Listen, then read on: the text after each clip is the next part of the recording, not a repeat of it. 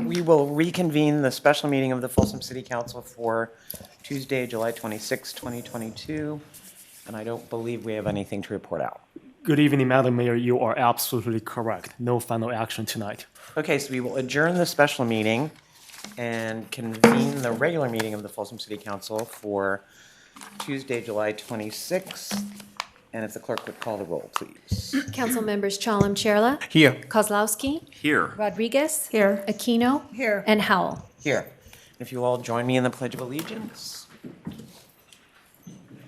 I pledge allegiance to the flag of the United States of America and to the republic for which it stands, one nation, under God, indivisible, with liberty and justice for all.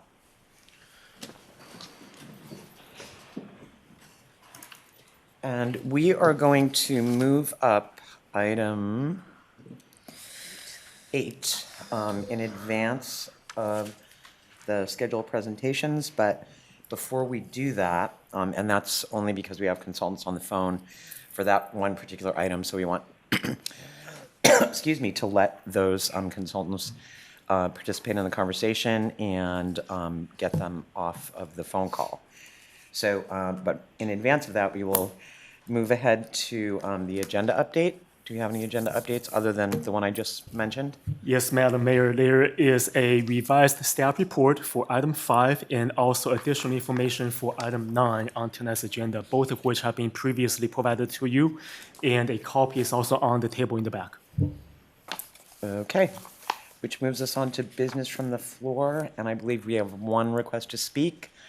Business from the floor is your opportunity to have 3 minutes to talk to the council about any items that are not on tonight's agenda. You have one request to speak this evening from Darren Sandusky. Darren, if you want to come on down, we'll start the timer for you once you get ready. And if there's anybody else that would like to speak on anything that's not on the agenda, please fill out a blue card and bring it down. Good evening, everybody. I'll keep this brief. I just moved into the Folsom Ranch enclave property, and we learned that the Shops is putting in a chevron less than 100 feet from our property easement. We welcome services and mixed-use development, but question the choice of another gas station when there's already 3 on Bidwell that are right there. So hopefully the City Council will continue to look into this for us, and I thank you for your time. Thank you. Thank you. Thank you. Anybody else that would like to speak from business from the floor? Seeing no one, we will move on to item 8. Your item 8 this evening is public hearing, amendment to City of Folsom CFD number 23, Folsom Ranch Improvement Area number 6. You have 2 resolutions before you this evening, resolution number 10893, as well as resolution number 10894, along with ordinance number 1330. Thank you. Good evening, Mayor, Council members. I'm Stacy Tamani, CFO. This item before you tonight is the next steps for completing this request from the landowners in the Folsom Plan area. The request is to amend Improvement Area 6 within CFD 23. Landowners previously requested to form CFD 23 in 2020. The CFD includes 7 separate improvement areas. They're designated as Improvement Area 1 through Improvement Area 7. Landowners have requested to amend the rate and method of apportionment for Improvement Area 6. The proposed development within this improvement area, oh, I got it. you got it? I got you. Sorry, thank you. The proposed development within Improvement Area 6 includes 9.4 acres of multifamily medium density, 9.26 acres of multifamily high density, and 11.71 acres of non-residential property. The rate and method of apportionment in Improvement Area 6 will be amended to adjust the maximum facility special tax rates on certain land use categories within that improvement area. The chart here shows those proposed changes. The amendment would eliminate the facility special tax from the high density and non-residential properties. Medium density will remain the same. And there are no proposed amendments to the services special tax rates, and there's no financial impact to the city's general fund related to this proposed amendment. Previously, on June 14th of 2022, this council approved resolution number 10870. It was the resolution of consideration to amend the rate and method of apportionment for Improvement Area 6. And now tonight, the recommended action is to conduct the public hearing, approve resolutions 10893 and resolution number 10894, and then to introduce and provide the first reading of ordinance number 1330, levying the special tax. And that's all I have for you tonight.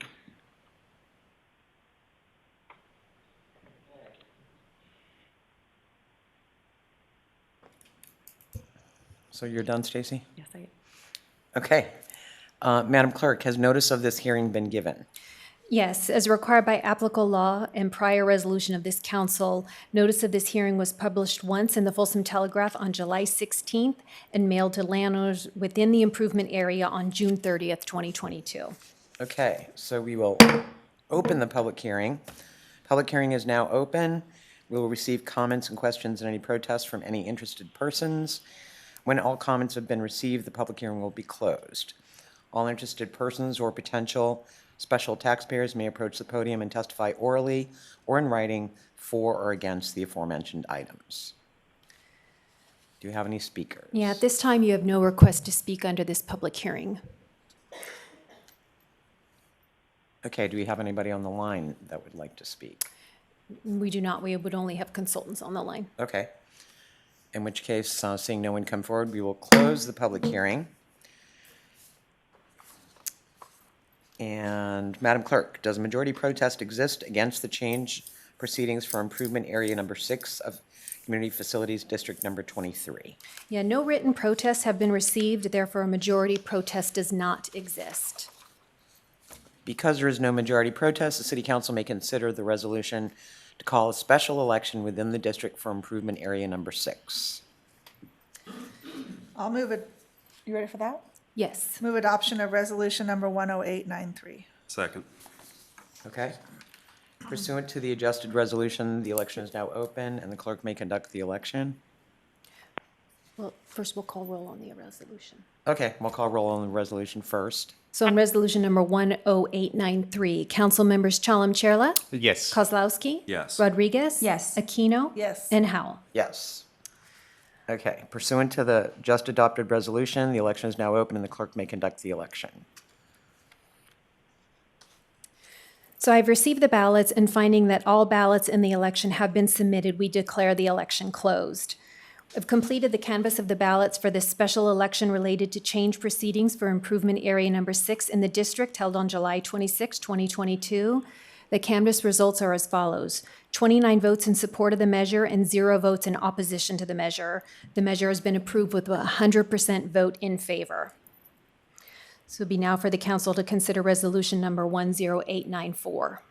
I'll move resolution number 10894. I'll second. We have a motion and a second. Call a roll, please. Council members Chalem Chella, Yes. Kozlowski. Yes. Rodriguez. Yes. Aquino. Yes. And Howell. Yes. And now the council considers introduction and first reading of ordinance number 1330. So moved. I'll second. We have a motion and a second. Call the roll, please. Council members Chalem Chella, Yes. Kozlowski. Yes. Rodriguez. Yes. Aquino. Yes. And Howell. Yes. And I believe that completes our legal requirements for item number 8. Correct. Which puts us back to our scheduled presentations. And so our first item is presentation from Folsom History, formerly the Folsom Historical Society, regarding their organization.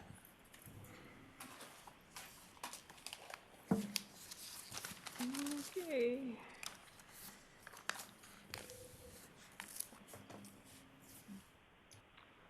Gotta find the.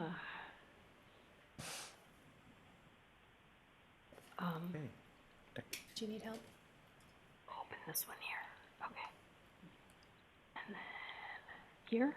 No, she's under the edge. I'm on the, yeah, I'm on the bottom here, but it went away with the last presentation. I think it's here. I can come down. Here we go. I found this. Okay.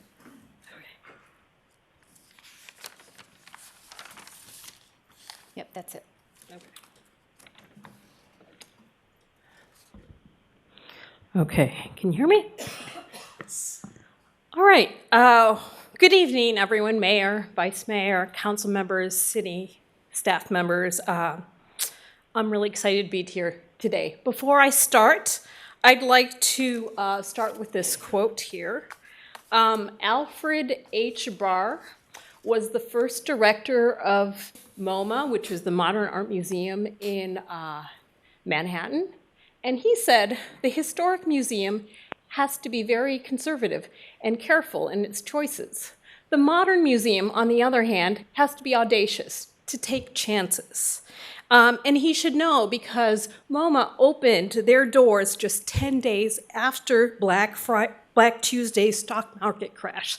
So they had to improvise and they had to figure out a path forward. So now a little on to me. What I'd like to share with you tonight, I'd like to talk about the future of Folsom history. Folsom History is the organization that was formerly known as Folsom Historical Society.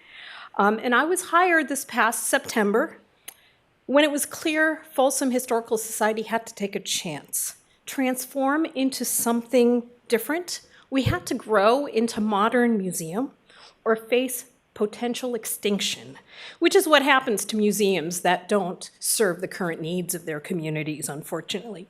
I've spent my entire career working in museums, thinking about exhibits and programs, and it's really all about telling a compelling story. So the question was, what was the story here? Well, the story here is really all about Folsom. Folsom is a city steeped in innovation, and Folsom history has 3 sites that can allow visitors and others to experience the themes of innovation. So we have historic and civic innovation in Folsom History Museum. We have creative innovation happening in Pioneer Village, which is really a new way of looking at historic maker spacing. And we have cultural innovation, which is our new Chinese Heritage Museum, which is all about showing how really cultural diversity is really key to innovation and certainly has happened here in Folsom. Our board had a retreat this past February, and together we came up with the mission of really inspiring an innovative future together by connecting Folsom to its innovative roots. And through that, the vision really is, the long-term vision, that we strengthen the social, intellectual, and connective fabric of Folsom, California. So what does that look like? Well, some of you that might have visited us recently, we've just rebranded, and we're doing more than just rebranding. We opened a new exhibit called Folsom CA, A History of Innovation. We have so many people who come to our wonderful city and they want to know, how did we get to be this way?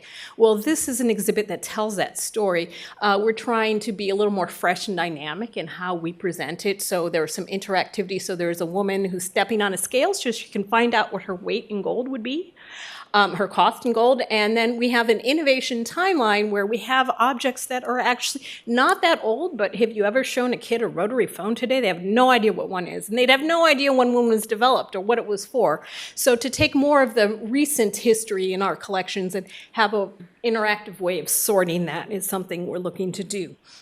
Are you teaching them how to roll down a window in a car too? Oh, we're not doing that. That would be, if we had a little more space, we can go all ways with this, because really there's so much old technology that people don't understand what it's about. In Pioneer Village, again, if we think about pioneers, they were really, in blacksmith, they were the first makers. They had to make everything. They couldn't go to Walmart. They had no choice but to make things. So, and we know that today, kids spend too much time in front of the screen. Coding is great, but where can you do 3-dimensional analysis? Because that's really needed for innovation. You've got to think in terms of physicality. So this is a place where we unrolled some pilot programming this December. You can see a young child up there. He's making a wreath from scratch. He's pretty excited about it. We had a little kiosk where people could make these different lanterns and cups and things like that, explore rope making. And of course, Ashland Station is a wonderful opportunity to create an enclosed space where we can have workshops on, making and we can inspire people to take the crafts of yesterday, modernize them today, and bring them into tomorrow while connecting with communities and really creating a new place on Sutter Street. And then, of course, we have our Chinese Heritage Museum, which we have been busy restoring and is pretty much all now restored, and we're ready to think about what are those next steps.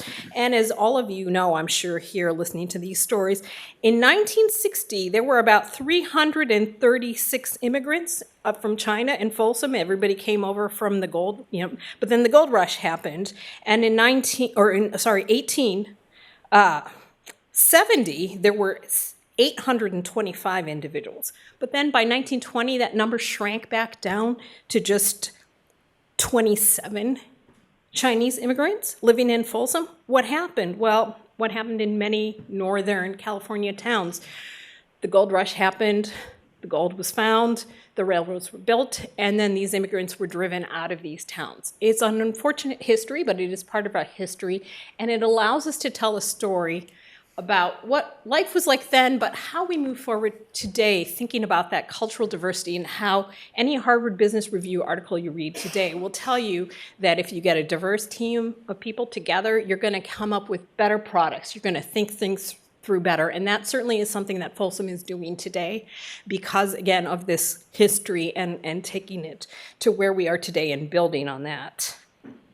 And so right now, we're in the middle of a strategic plan. This strategic plan is really build these three assets into something bigger than they are now. Focus on these experiences so we can be a strong daytime family asset to the historic district as we look for ways to serve the entire community of Folsom. With these three sites activated, we can serve as this community connector. We can connect civic groups, schools, arts, and culture, bring them together and move forward in a new and different way that is more powerful than we are right now. Museums don't have to do everything themselves. They can be connectors to bring more projects together in a community. I'll end with saying Folsom is such a unique and innovative city. History made us what we are today. And our organization, Folsom History, is now honoring these roots as we plan for ways that we can have a greater impact in Folsom tomorrow. Thank you for your time this evening. My contact info is listed here if you'd like to learn more about our plans. Thank you. Thank you and welcome to Folsom. Thank you. So Rita, can I just tell you that it is, to see the old history museum and to see the transformation that has taken place is truly remarkable. If you walk in now, it looks modern, it's attractive, it makes you, it draws you into the different segments of the museum. And so I just want to say congratulations and great job on the changes that have been made with the. Thank you. I appreciate it. And it's really just the start of where we're going next, which is why we wanted to share with you tonight. Just a quick question. Did you change the bathroom? We are in the process of changing parts of the bathroom. I'm very, very sad to hear that. Well, Rita and Jeff, thank you so much for coming Thank you. and sharing the future. Thank you. Thank you. Need to get out of this. Nope. Okay. Thank you. Then we will move on to presentation of the Folsom Parks and Rec Commission's Perspective 2022 report.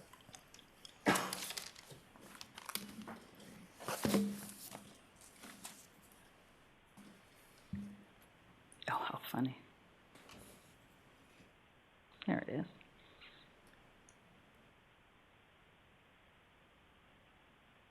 is. All right, good evening. Lorraine Pagioni, your Parks and Rec Director. Just wanted to let you know that tonight our Parks and Rec Commission's ad hoc committee that was addressing a commissioner's report to be able to present to you tonight. We have the ad hoc committee here. It's Will Kempton, Brian Wallace, and Marina Light, and I'll hand it over to Will. Before Will starts, sorry, Lorraine, I was going to call you on my way in here, but didn't get a chance. There is either a broken sprinkler head or a broken pipe along the Johnny Cash Trail between Cimarron and the water plant that was spewing significant amounts of water at about 5 minutes of 3 today. So if somebody could get out there and take a look at that. care of it. Thank you. And you can use that for advancing. Madam Mayor, members of the council, I'm Will Kempton, a member of the city's Park and Recreation Commission, and head of an ad hoc subcommittee appointed by our chair, Dave Nasworth, to coordinate development of a report from the commission to the council and Folsom residents. The presentation tonight will be sort of a tag team. Members of our subcommittee will be your presenters. The report follows a recent needs assessment, which I think you will all recall, and a survey that regarded this public's views of the city's park and recreation program. The results of the survey were understandably very positive. In fact, I think 88% of those surveyed thought that the park and recreation system was very effective, in spite of a number of limitations faced by the department. We have a great staff who do a terrific job of maintaining and operating our system, and I think that's the reason why the public is, at this point, so satisfied with our product. However, there are some underlying issues that will affect the future of the program about which the Commission thinks you and the public should be aware. The Commission concluded that a report written by commissioners would be a good vehicle to communicate these issues. In addition to tonight's presentation, we intend to post this report on the Park and Recreation website for public review as well. So I'd like to introduce at this point Commission Vice Chair Brian Wallace to go over our report. He is our computer guru. You certainly didn't want me preparing any of this, which is entitled Commission Perspectives 2022. Then we'll hear from Commissioner Marina Light. She'll discuss some potential solutions the Commission is looking at to help resolve these problems, and a little bit about the outreach and how we intend to make the report available. Yeah, Brian? and we had Brian do it because otherwise Will would have done it on a typewriter. That's correct. That's correct. Will did it on a typewriter. As Brian comes up to present our perspectives, let me publicly thank him for his expertise and hard work in putting this report together. Brian? All righty. Good evening, Mayor Howell, members of the City Council. So this, let me go ahead and move to the next slide here.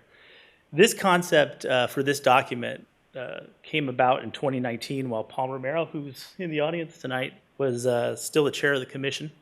The idea to produce an annual report, that's what we intended to do back in 2019. However, with the change in the commission and the COVID-19 pandemic, things kind of got shelved.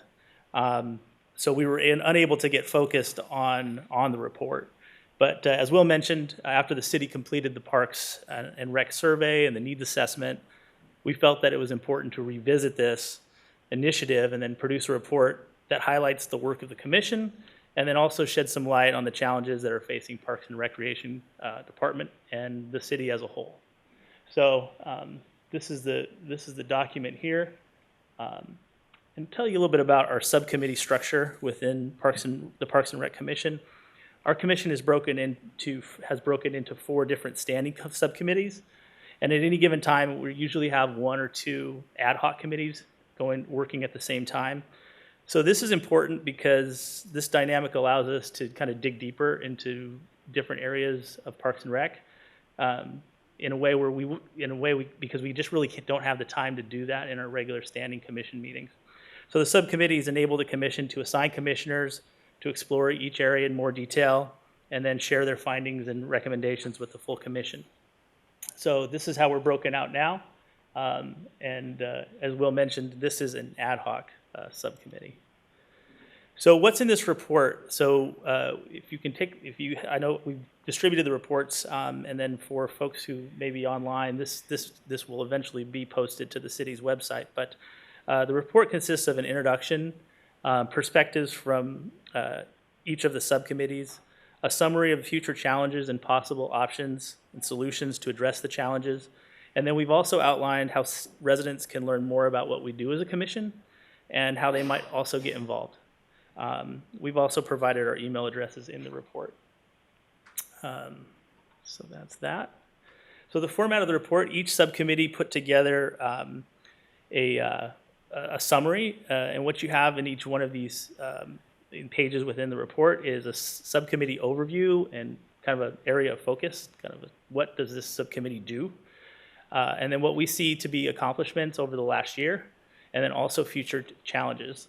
And then down at the bottom, we've provided some different insights and opinions. It's commissioner commentary, and we've, because this is written by the commission, we wanted to make sure that they could connect the comments to the people that are serving on these subcommittees.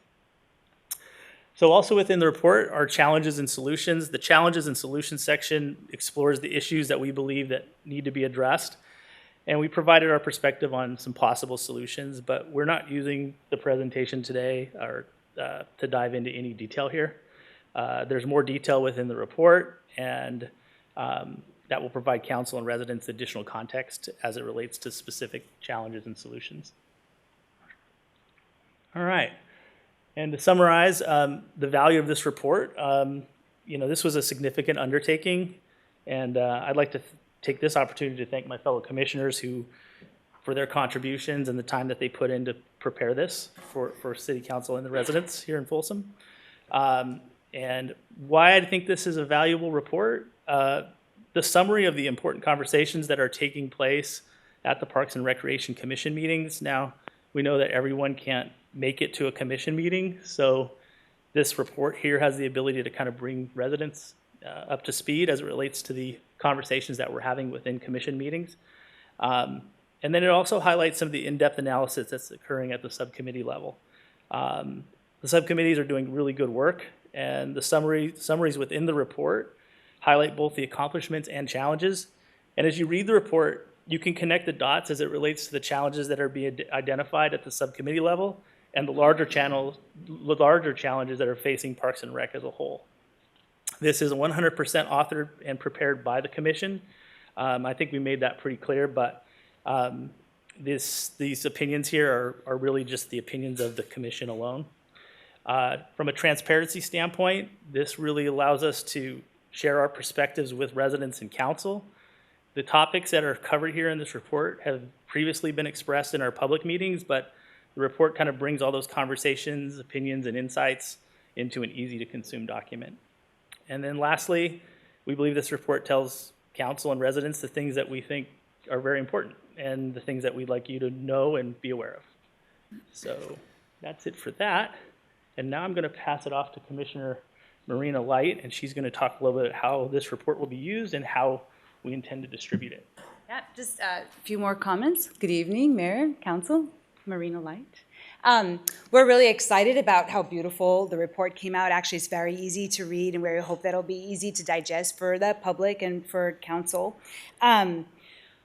We also have spun out, sort of through the work of the report and our possible solutions, we've spun out a new committee where we're working now also on public-private partnerships, because I very much see this report as an advocacy tool for the work that we'd like to get done in the city. I think we'll be able to use the report to advocate at state and federal levels about the great work in Folsom, because the report also summarizes our accolades and awards in the city, but also sharing some of the challenges.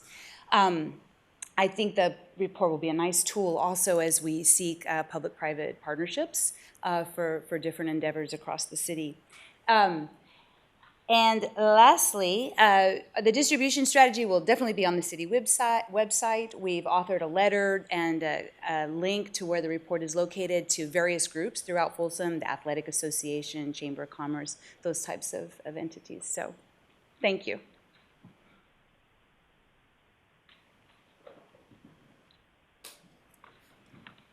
So, members of the council, any questions that we might be able to offer or answer?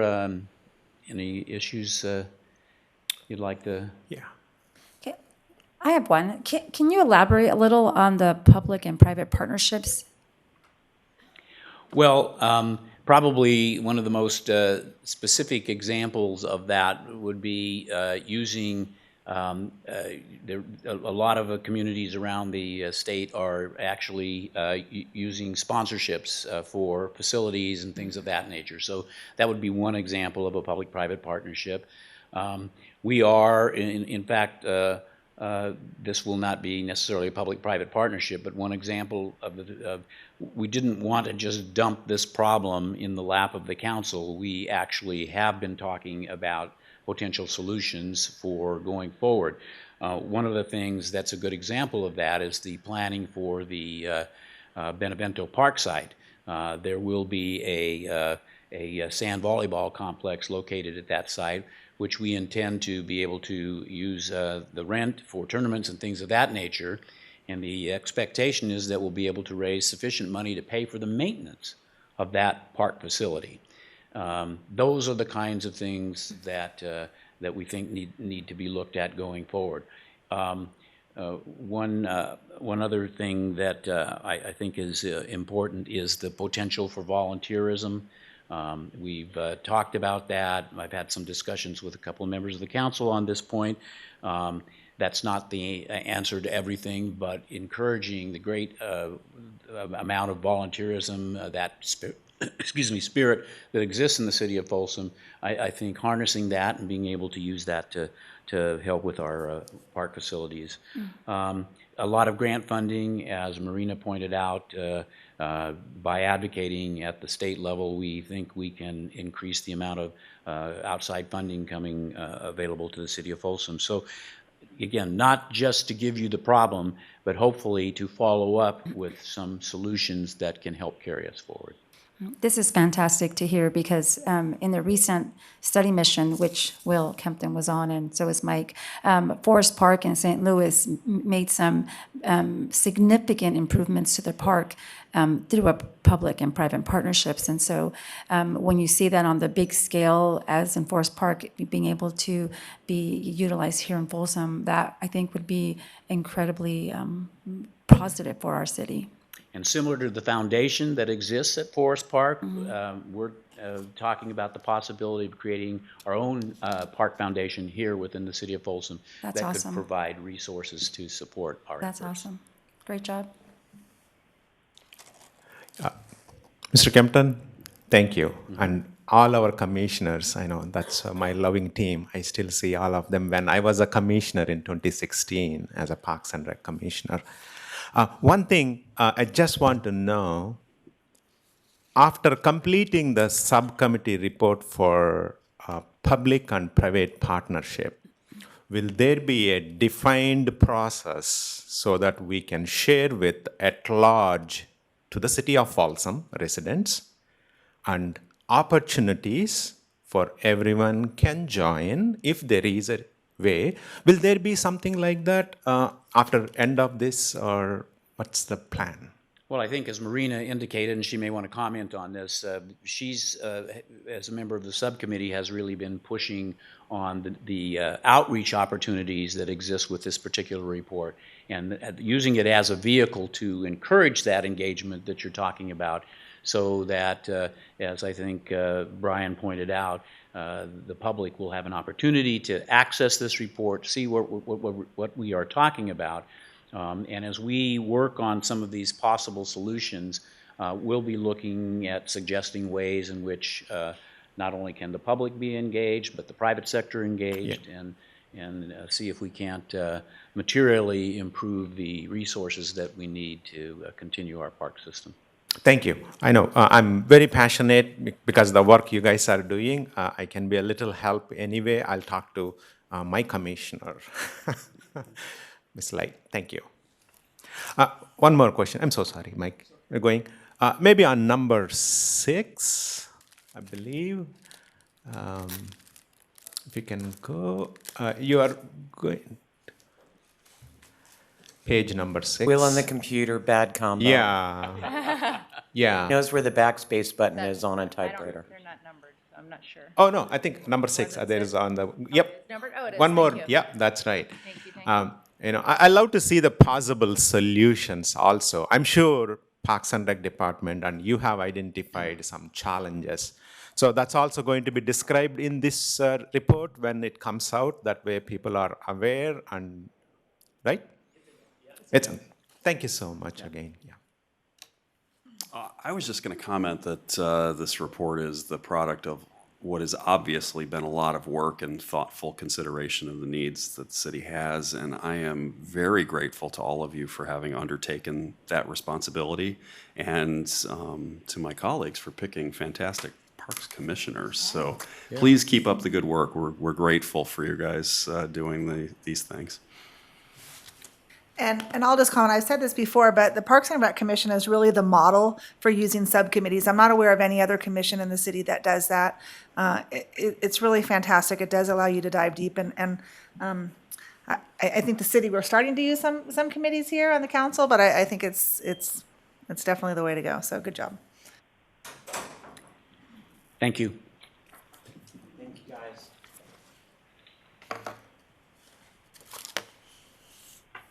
And that moves us on to schedule presentation number 3, Historic District Residential Permit Parking Pilot Report, Outcomes and Direction to Staff.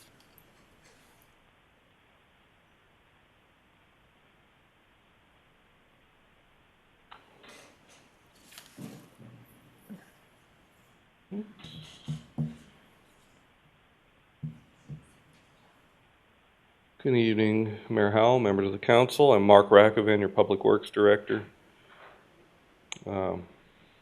This evening I have a brief presentation for you. It's not this brief. There you go. This is the culmination of a 6-month pilot that we recently completed to measure the impacts and effectiveness of providing residential permit parking in the historic district. You'll recall that back in March of 2020, the Parking Solutions Ad Hoc Committee completed their report and the recommendations. They've made a presentation to City Council in June of that same year, which included some 19 various recommendations for parking management strategies in the district, ranging from high priority to longer term measures, one of which was to implement a permit parking program in the residential portion of the historic district. In September of last year, this council authorized staff to proceed with the 6-month pilot. We got that initiated in December of 2021, and it finished in June. Following the completion of the 6-month pilot, we've collected some additional data. So I'm going to present our various findings to you this evening. I should point out that the data collection, much of the analysis, and a lot of the graphics you'll see here this evening were prepared by Kimley Horn and Associates, a traffic consultant that has assisted us on this project. But just as a reminder, the scope of the pilot was primarily focusing on Figueroa Street between Scott and Reading, and then we added, this graphic isn't entirely accurate, we actually only added the half blocks, Decatur, Wool, and Scott to the alleyway. We did not go all the way to Sutter Street.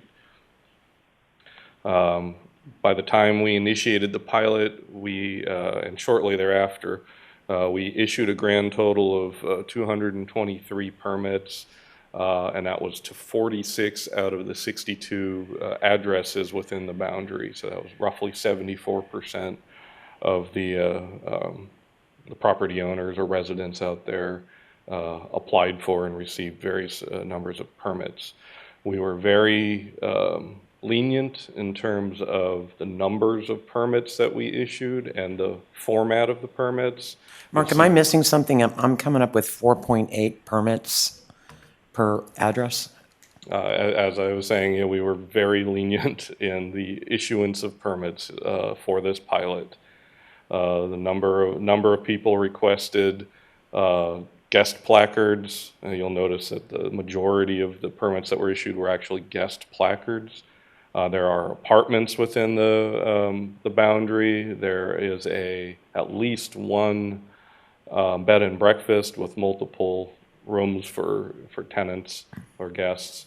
So again, it was a much more lenient program than we would typically do. Yeah, if I we can were to see a implement B&B this. getting 5 permits, but to average for, relatively small homes in most of these locations for an average of 5 permits per address is very high. Yes. And you may recall there was a discussion during the pilot for expanding the number of permits to be issued to include some of the residences at the Sutter Lofts, just on the alleyway between Sutter and Figueroa. So that I'm pretty added- sure they wouldn't have had 5 permits per unit at the lofts, but I'd have to go back and check. doubt it.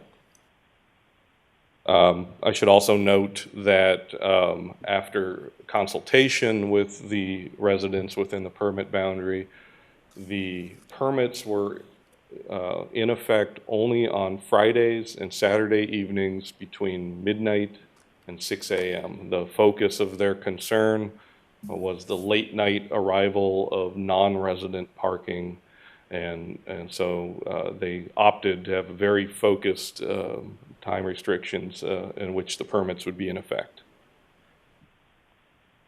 So our performance metrics that we identified moving into the pilot, could we achieve fewer non-resident vehicles parked within the boundary? Our belief was that that would divert parked vehicles to the light rail park and ride lots and the parking garage, which we have demonstrated has ample parking available in the evenings on Fridays and Saturdays. Would it require significant parking enforcement in order to make this a successful program? And would there be generally positive support amongst historic district residents and merchants? So this is observations performed by Kimley Horn on 3 separate occasions. They established a baseline right before the pilot began, December 10th and 11th. They did a midterm or midway collection in late March, and then the post-pilot in mid-July.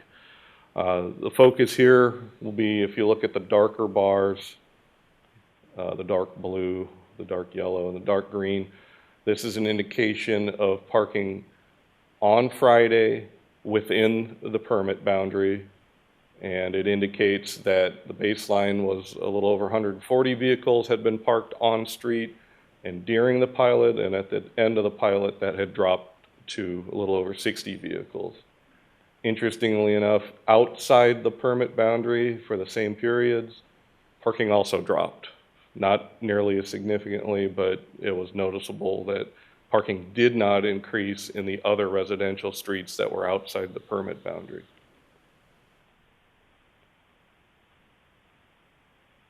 This one's a little hard to follow, but and it might be a little misleading. The thicker lines on the residential streets indicate a higher amount of change. So if you see a thicker red line, there was a greater decrease in parking between the baseline and the mid and post. The thinner lines indicate not much change. And again, what we're talking about here are numbers of vehicles parked on these blocks that could vary by less than 10 vehicles per block. So very small sample size, and very hard to interpret whether those changes in parked vehicles were as a result of the permits or just, variances that were in effect on those 3 particular weekends. So we had a decrease in the Trader Lane parking lot? The Trader Lane lot, no, that's not depicted That's here. not This what is that the is. parking garage Oh, okay. and the 2 light rail lots. Those were the A performance decrease measures. in the parking garage. Yes, and I'll get to that. Okay. And then this increase that you see in lot 3 was almost de minimis. It was, I That believe, 1 or under- 2 cars could cause that. Yeah, I think it was under 10 vehicles. Yeah, because there's so few spots there. Right. And this was a relative comparison for Fridays and then for Saturdays. Saturdays, we had a minor decrease up in the park and ride lot. There was a fairly significant bump on Mormon Street between Decatur and Wool. But again, it was on very distinct weekends? Was it related to an event in the district or an event on that street? It's very hard to make that interpretation. So this was physical observations performed by Kimley Horn's staff of occupancy in the garage during those same 3 time frames. And again, you'll see that the parking structure in the early evening hours was at capacity in December. Now, one of the things we've interpreted from this is that it was December, it was the holiday season. It is a little bit of a false baseline because you have all that holiday traffic going on. Ideally, we would have started the pilot in a non-holiday month so we could have had a more accurate baseline to base it off of. But it's neither here nor there. This is the information that we're working from. But what it does show is that even during the midterm and the post, the parking occupancy in the evenings barely got above 60%, and then it rapidly dropped over the evening. So again, this indicates that we did not divert parked cars from the residential area to the parking structure, and that we still retain a significant amount of available parking in the parking structure and the light rail lots, despite the presence of those permits on the weekends. This one's very difficult to follow, and largely we've concluded it's inconclusive. Friday maximum. Thanks for leaving it in, though. I think it induced seizures amongst me and some of my staff, but I wanted to show it to you just to validate that you could interpret that there's probably a curve that you could fit in here that indicates a modest increase in occupancy over the course of the pilot. But one of the things that we determined was that the Saturday maximum occupancies, a lot of these don't occur in the evening. This is the farmers market is the peak on Saturdays. As you get into the better weather, more people come out to the farmers market. So again, the maximum garage occupancy was calculated off of the sensors that we have in the garage, and ultimately did not lead us to any conclusions one way or the other as it related to the permits. These readings are at a consistent time on those days? No, it's whatever the maximum was. Oh, just on the that maximum. given day. Okay, so it's just the peak reading on each there, day. There was another graphic in there that showed what hour the peak was, and it was equally confusing to follow, but it did lead us to understand that the farmers market dominates on Saturdays and that the early evening dominates on Fridays. But we already knew that going into, Yes, we did. Could you extract a time measurement of the garage capacity at, say, 7 p.m.? Absolutely. Or the occupancy at 7 p.m.? Yeah, we could do that. Okay, that'd be a useful touch point. Okay. So enforcement, again, this was a key discussion moving into the pilot. You may recall, that we had a lot of concern about how and who would perform parking enforcement. The CAPS volunteers were not as available during the start of the pilot, and predominantly the people that participate in that program are not available for parking enforcement in the late hours. Folsom Police indicated that they could do parking enforcement. It is not a priority for them compared to other safety and community concerns that they deal with on weekends. So they said they would respond to calls from residents.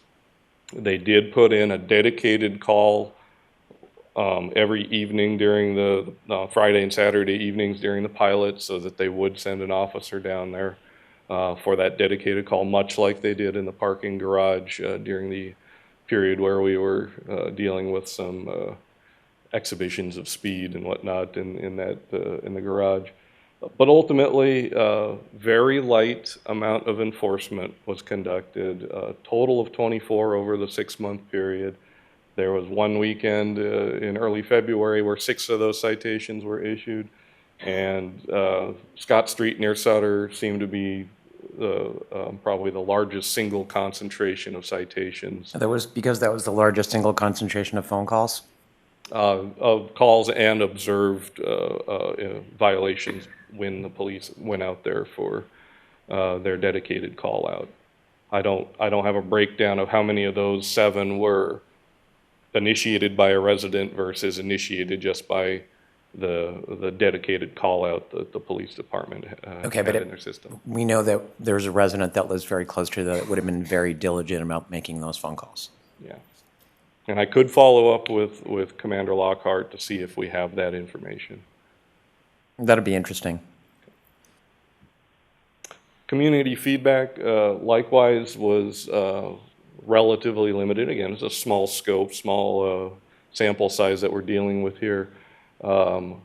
City staff received 11 comments, and then the Residents Association, also through an informal poll, received 8 comments on their own.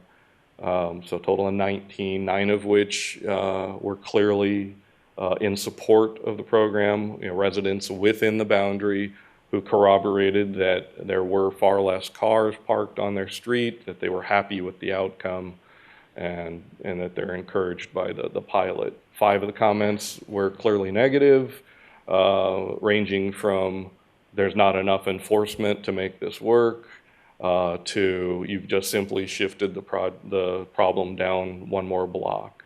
And then 5 somewhat neutral comments. I would categorize, the request that we received from Mr. Gagliardi as a neutral comment of, neither in favor of nor opposed to, just, could you expand the availability of permits in the permit boundary?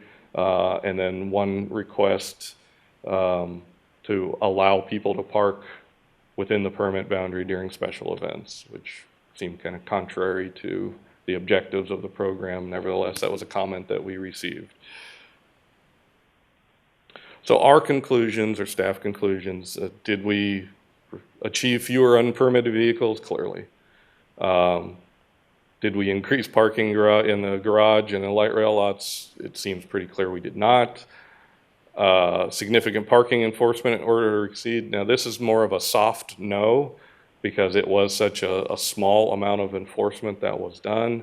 The compliance seemed to be very good within the boundary, but certainly as we move forward with an extended pilot or a permanent program, it could become a problem long term. We identify this as a key issue moving forward. And then did we receive positive support from the residents and the merchants? Again, this is somewhat of a soft yes. You saw that 9 out of the 19 were clearly positive. We did not receive any feedback yet from merchants within the district, which we took to mean they didn't call to complain that this was creating problems for them. But again, we're mute on that, so we're just making a very broad assumption that it did not result in impacts to the commercial district. And again, I pointed out earlier that we did feel that the baseline was somewhat skewed because of the being collected during the peak holiday season. So key issues to be resolved. We spoke about enforcement. There are, moving forward, if we decide to pursue parking enforcement, again, the caps could be looked at, but if we leave these permit time periods in effect, very unlikely that the caps are going to be a resource for late night, overnight parking. Folsom Police probably could continue to do it. It would continue to be a low priority for them unless for some reason they opted to make a dedicated parking enforcement position. We could contract with a firm that performs such services, much like downtown Roseville has done. Or we could create another staff position that's non-Folsom Police, but that currently does not exist and is not funded. Another key issue yet to be resolved are the unfunded program costs. I think I characterized to each of you that this pilot was the free sample at the bakery. You know, we absorbed the cost of the program in order to complete the pilot, but it was not without cost. It took several significant amount of staff time from my administrative and my sign shop, plus the resources to purchase the permits and to manufacture and post the signs. We've estimated that the pilot itself cost us about $12,000. And that's probably a good starting point if we were to move forward to a permanent program. But I suspect that a more formal program where the permits would actually be more stringently issued and have expiration dates and assignments to specific homes and vehicles. That requires more administrative time. The signs are sunk costs now, but ideally, if you're going to pursue a permanent program, we would try to recoup the sign costs over time. And then, of course, enforcement becomes another key potential cost of a permanent program. If it's done through an unfunded position or through a contract. And just based on your estimate of 12,000, based on the 203 permits, that's $59 a permit. That's about the right realm that I think we looked at, yeah. Keeping in mind that's the really kind of low level budget program, Right. not the full-fledged program. Right, and we would probably, as I mentioned, we'd be more stringent on the number of permits that we issued. So that cost could potentially go up on a per permit basis. But, you know. Well, but basically $60, and again, assuming that that $12,000 number is probably way less than half of what the real number was. Those are expensive costs per permit. And with an average of 5, that's 60 times 5, that's $300 per house. I think the big difference here is that if this program were to be implemented, we're not going to give visitor parking passes. So that it's going to change things, because if a permit is, you know, if you give people permits for their vehicles, but I don't see us giving visitor permits out. That's what the residents want, those visitor permits. That was kind of the whole point. They want their guests to be able to park in front of their house, not people that are down on Sutter Street. Oh, then, yeah, okay, then there would be. Yeah, thank you. It doesn't seem very fair when I think, when I think about it. It's, I don't know of any city that gives out permits to park in an area for residents and then give visitor permits. That would be, I don't think of any city, and I can't think of any city in California that would do that. So is that something, do you know of other cities that do that? Yeah, there are. Rancho Murrieta does that. Rancho Murrieta. Yeah, there are examples of guest placards that could be purchased. There are examples of temporary guest passes that can be issued on a very strict timeline. There are subdivisions in Folsom that you have to get a guest parking pass for. I didn't know that. Where's that? I'm not going to name the subdivision. Oh, okay. All right. Good to know. It's probably not good for sales prices in that subdivision. Let's just say it has gates. Okay, got it. So that concludes the summary of the data and our conclusions. What we are seeking from you this evening is some direction on how to proceed from this point forward. The 6-month pilot is complete. That was what we were authorized to do. So we can terminate the pilot and notify the residents that we're done. If there is a need for additional feedback or information, or you want to see more cool graphics like I presented this evening, we can initiate a second pilot, or we could proceed to implementing a permanent program. If you do opt to direct us towards a permanent program, it would require an amendment to the Folsom Municipal Code in the form of an ordinance. That would be an amendment to Chapter 10.20.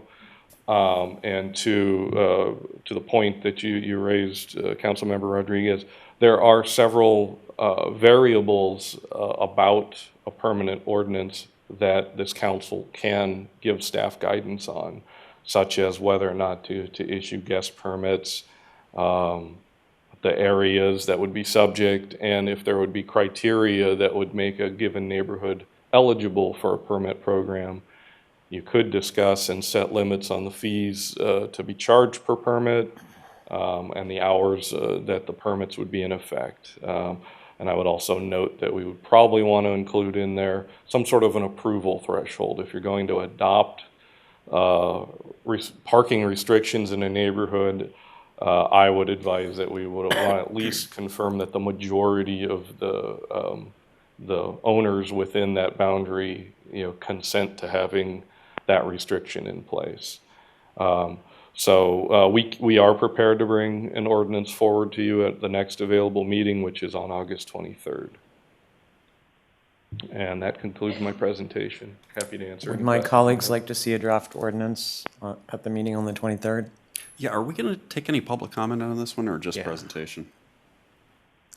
It's a scheduled Madam Mayor? presentation, but I'm happy to get any comments from anybody in the audience if they have any. Yeah. I'm imagining Mr. Mike here has some comments. The other Mike.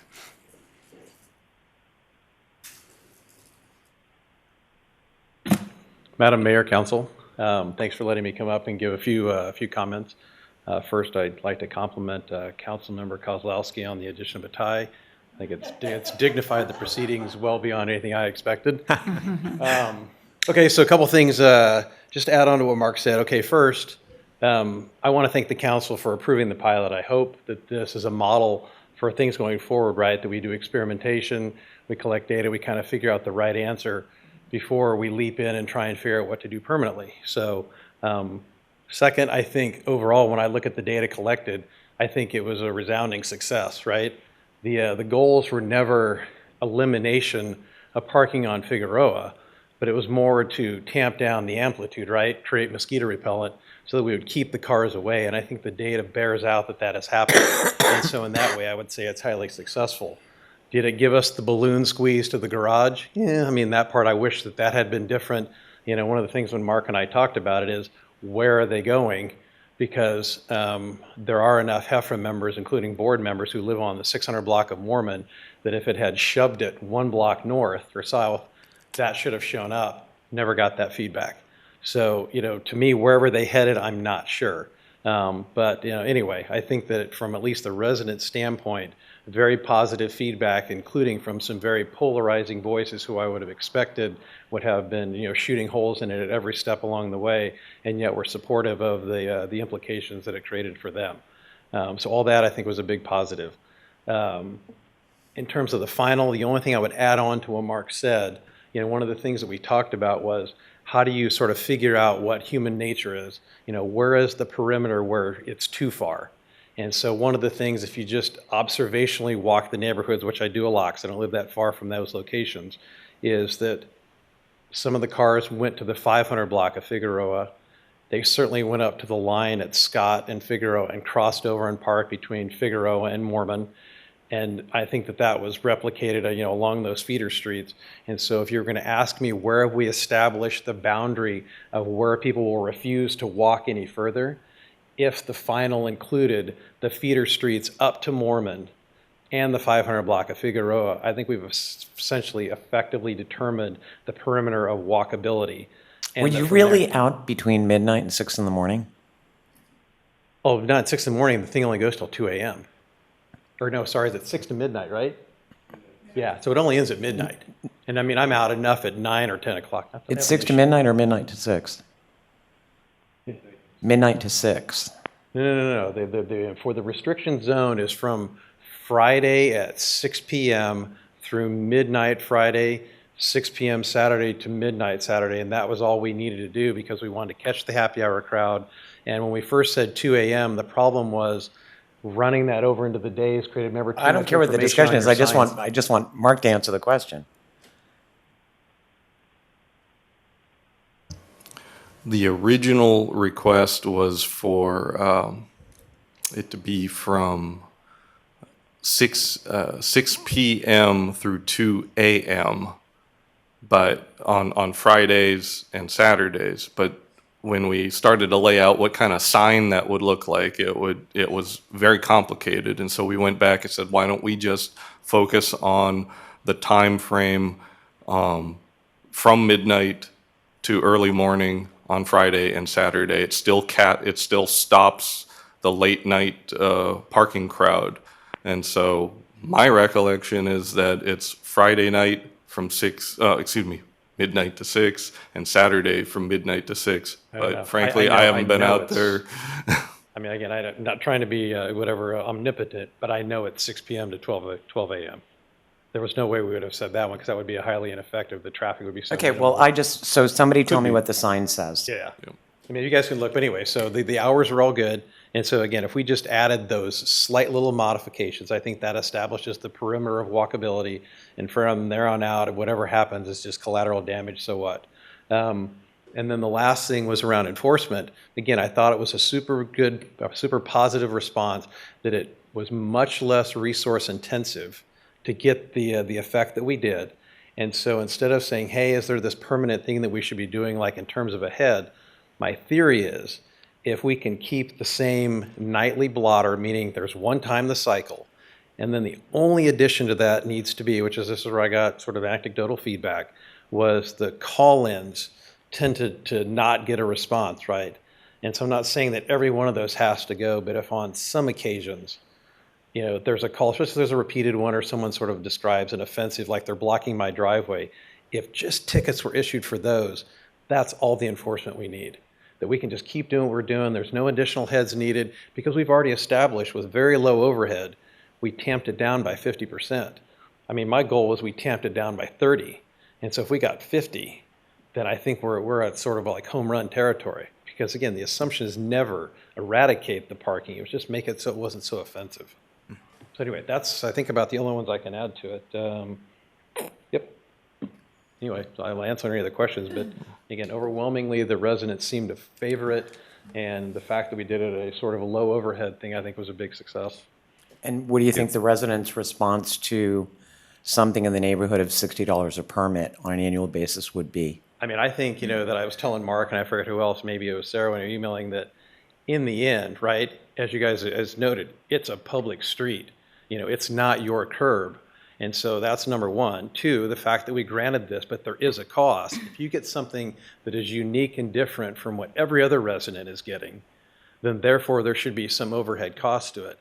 Given where we live and whatnot, $60 a year, if that was what it took to renew it, I mean, it's kind of like, if that's your issue, then, parking must not be that bad for you if you don't want to go buy the permit.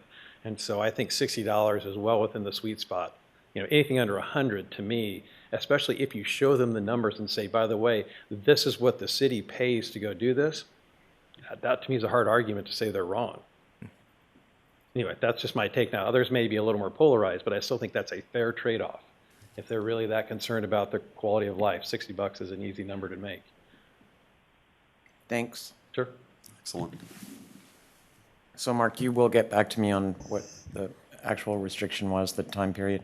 I'm willing to concede that it was ultimately decided to be 6 p.m. to midnight. It could have gone either way. We just did not want to overlap,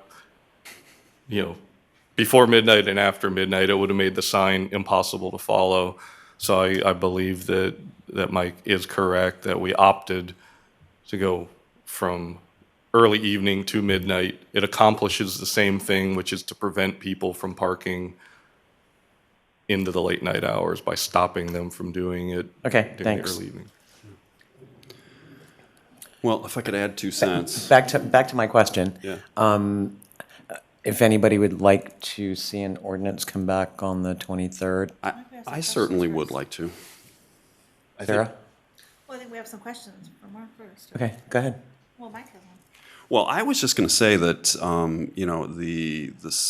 the end result was a success based on the criteria that we established, which is very, very exciting, and not just at relative low cost, but as a really fine example of how a partnership amongst the neighbors can help to be the enforcement part of this.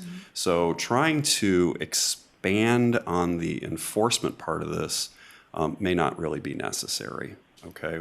To Mike's point, the occasional PD stop to, have egregious parking violators get a ticket is certainly reasonable. And given that we are only talking about 12 hours in the whole week, it's a fair trade-off. I will say that if we're going to consider an ordinance, I would like to see it narrowly define overflow parking issues resulting from commercial activity. Because you could very easily extrapolate this out to lots of other activities that have transient overflow parking, that there's not really a necessity to do a parking permit program, because just about anybody could probably make an argument. Sarah could make an argument that, the schools sometimes create overflow parking. Activities at parks on the weekend sometimes create overflow parking. I think the conditions on Figueroa and the feeder streets to Figueroa are exceedingly unique due to the commercial activity that happens, several hundred feet over on Sutter Street. So that would be my suggestion. But I think we should press ahead with the program. Yeah, I'm willing to consider an ordinance also, but I echo Mike's concerns or suggestion that, it has to be crafted in such a way that, for this particular instance. But Mark, could you please put the map back up that shows the boundaries of the pilot? Because I just want to, we don't necessarily need to hash this out tonight, but thank you. So one of the things that I didn't agree with that we did mid-program was to expand the pilot in terms of who got a permit. And we gave some permits to people who live on Sutter Street. But Sutter Street is not subject to permit parking, in terms of this thing. So what I wonder is, if you do that, what's to prevent somebody from and I'm not good with directions, so I can't tell you whether this is north, south, east, or west, or whatever. But, just if they're on Wool, but they're just past Figueroa, and they're like, well, some of our guests park around the corner on that street, and I didn't get a permit, but you're giving it, it seems to me, if we're going to make this permanent, the permits go to the people whose streets are subject to permit parking, and that's it. And I'm sorry if some of your guests park around the corner, but the street that you live on is not subject to permit parking, because otherwise, I just don't understand. You have to have some parameters. Yeah. So that's just my own comment. It was a question of guest passes, right? I think so. I think that's what it was. And right now there's a very limited number of actual residences on Sutter Street, right? It's only the lofts and one other apartment.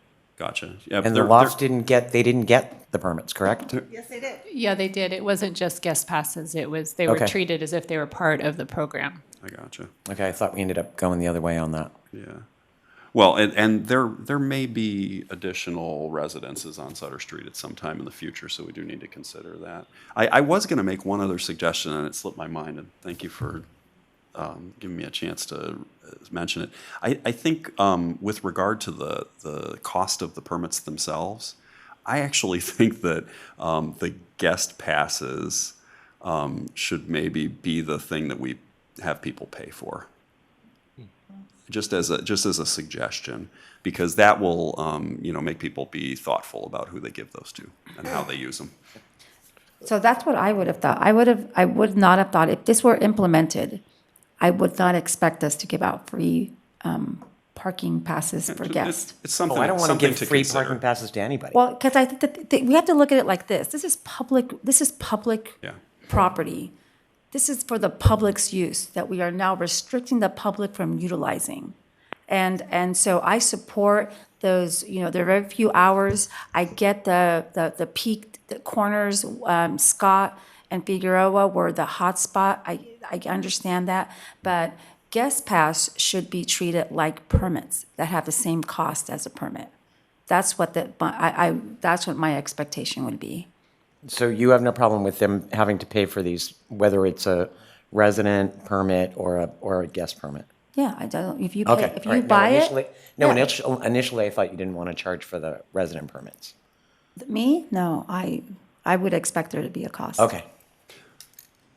I Mike, guess, you I guess have a- my point was that if we ever decided to give the regular resident ones for no cost, that the guest passes should still cost something, but I would support, everybody, chipping in for this No, extra I value think that they they're should getting. have to. I live at the top of a cul-de-sac. There's very limited parking.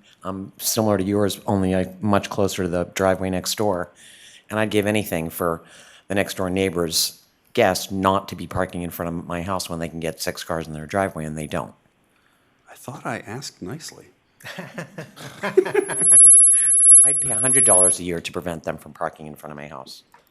Council members, one thing I could suggest, if the cost of the permits is, open for discussion, one option might be to make the permits valid for more than 1 year. No. It's that the cost is going to be annual. I would agree. Well, listen, the signs have already been purchased. If we're not talking about doing a vast amount of different enforcement, there's very little cost there. Yeah. The cost is actually managing the permits themselves. So there is actual value in having the permits be able to be good for 2 years or maybe longer, depending. Because, it's not like we change houses all that frequently. So for the regular resident passes, a longer term would be fine with me, at least. Thank you. Yeah. Bring us options when you bring it back. Will do. Yeah, and also maybe we can reconsider one more time about the enforcement. I know recently we have advertised for more CAPS volunteers. Hopefully they may have more passionate people join our CAPS volunteers. We may know in about 2 to 3 months what type of CAPS volunteer population out there. Just to revisit, because we have advertised for the new volunteers. They're happy to be at your house at 6 a.m. and check your mail and make sure your front door's locked, but I don't see the CAPS guys, or they'll be at a parade, they'll be anywhere super early in the morning, but I don't see those guys driving around at midnight writing parking tickets. I'm happy to discuss that with Chief Hillman. He's previously told me that he just didn't think that was a sustainable model at all. But I'm happy to talk to him again, especially with a new group coming in. New group coming in, thank you. Right? And also, it's not that we are expecting someone should go there at 11:59 p.m. That's not the way, right? Go there around 10 before you go home, and that's it. So anyway, I don't want to, drag this too long. Try again, that's all I'm saying. That helps on the cost also. That way, we don't have to have that $60 cost. It can come down definitely lower. But thank you, though. I think almost a year ago, you were there with us. I think Mike and I was there in the Trinity Auditorium. Everybody was da-da-da-da-da, and you came so gently and tried to calm them down. And we agree, let's try it. Come to the city council and we'll figure it out. Well, we have something tangible today. Thank you again, Mark. Thank you, sir. Thanks, Mark. See you on the 23rd, Mark. That moves us on to the consent calendar. I'll move the consent calendar. I'd like to pull second. item 7, please. I will move items 4 through 6. I'll second. Okay, I call a question on items 4 through 6. And that would include the amendment to item number 5. The roll call Councilmember Chalem Chella. Yes. Kozlowski. Yes. Rodriguez. Yes. Aquino. Yes. And Howe. Yes. Item number Sarah? 7. Yeah, I just wanted to ask, maybe Lorraine or maybe city attorney, if there's a problem with the first bidder, is there a reason we can't just go to the second place bid? Just thinking about, these bids were originally put in April. They're gonna have, if we throw them all out, they have to come back to us a 4th time. And, you just think about, cost escalation, at this point now, everybody knows what everybody else bid. It seems to me there's something wrong with the process, and we've talked to the city manager about that, but I'm just wondering if our only option is to throw everything out and start over. Could we not just go to the second bid? If I may answer that, Madam Mayor and member of the City Council, the process is the problem. And the inadvertent omission of a very critical piece of the process at the end is what is causing staff to make this recommendation to the council. That is the problem. Yes, ma'am. Okay, well, hopefully we will have some improvements to the process, because, the fact that this is going to have to come 4 times for an HVAC unit is a little bit unbelievable. But with that, I will move resolution number 10896. And I'll second it and agree with Sarah's comment. If we've got an issue with the process, it must be fixed. Call the roll, please. Council members Chalem Chella? Yes. Kozlowski? Yes. Rodriguez? Yes. Aquino? Yes. And Howell. Yes. Which moves us to new business item 9. Targeted multifamily and mixed-use housing study, results and recommendations.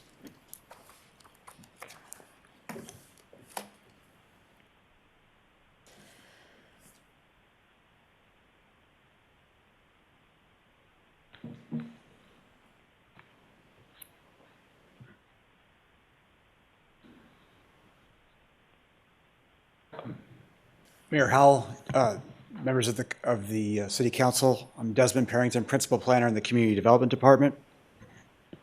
I'm here tonight to present to you the results and recommendations associated with the targeted multifamily and mixed-use housing study that was done as a result of, oops, is that? I got you. Oh, thank you. Let me back it up. That was done as a result of state mandates coming out of the housing element.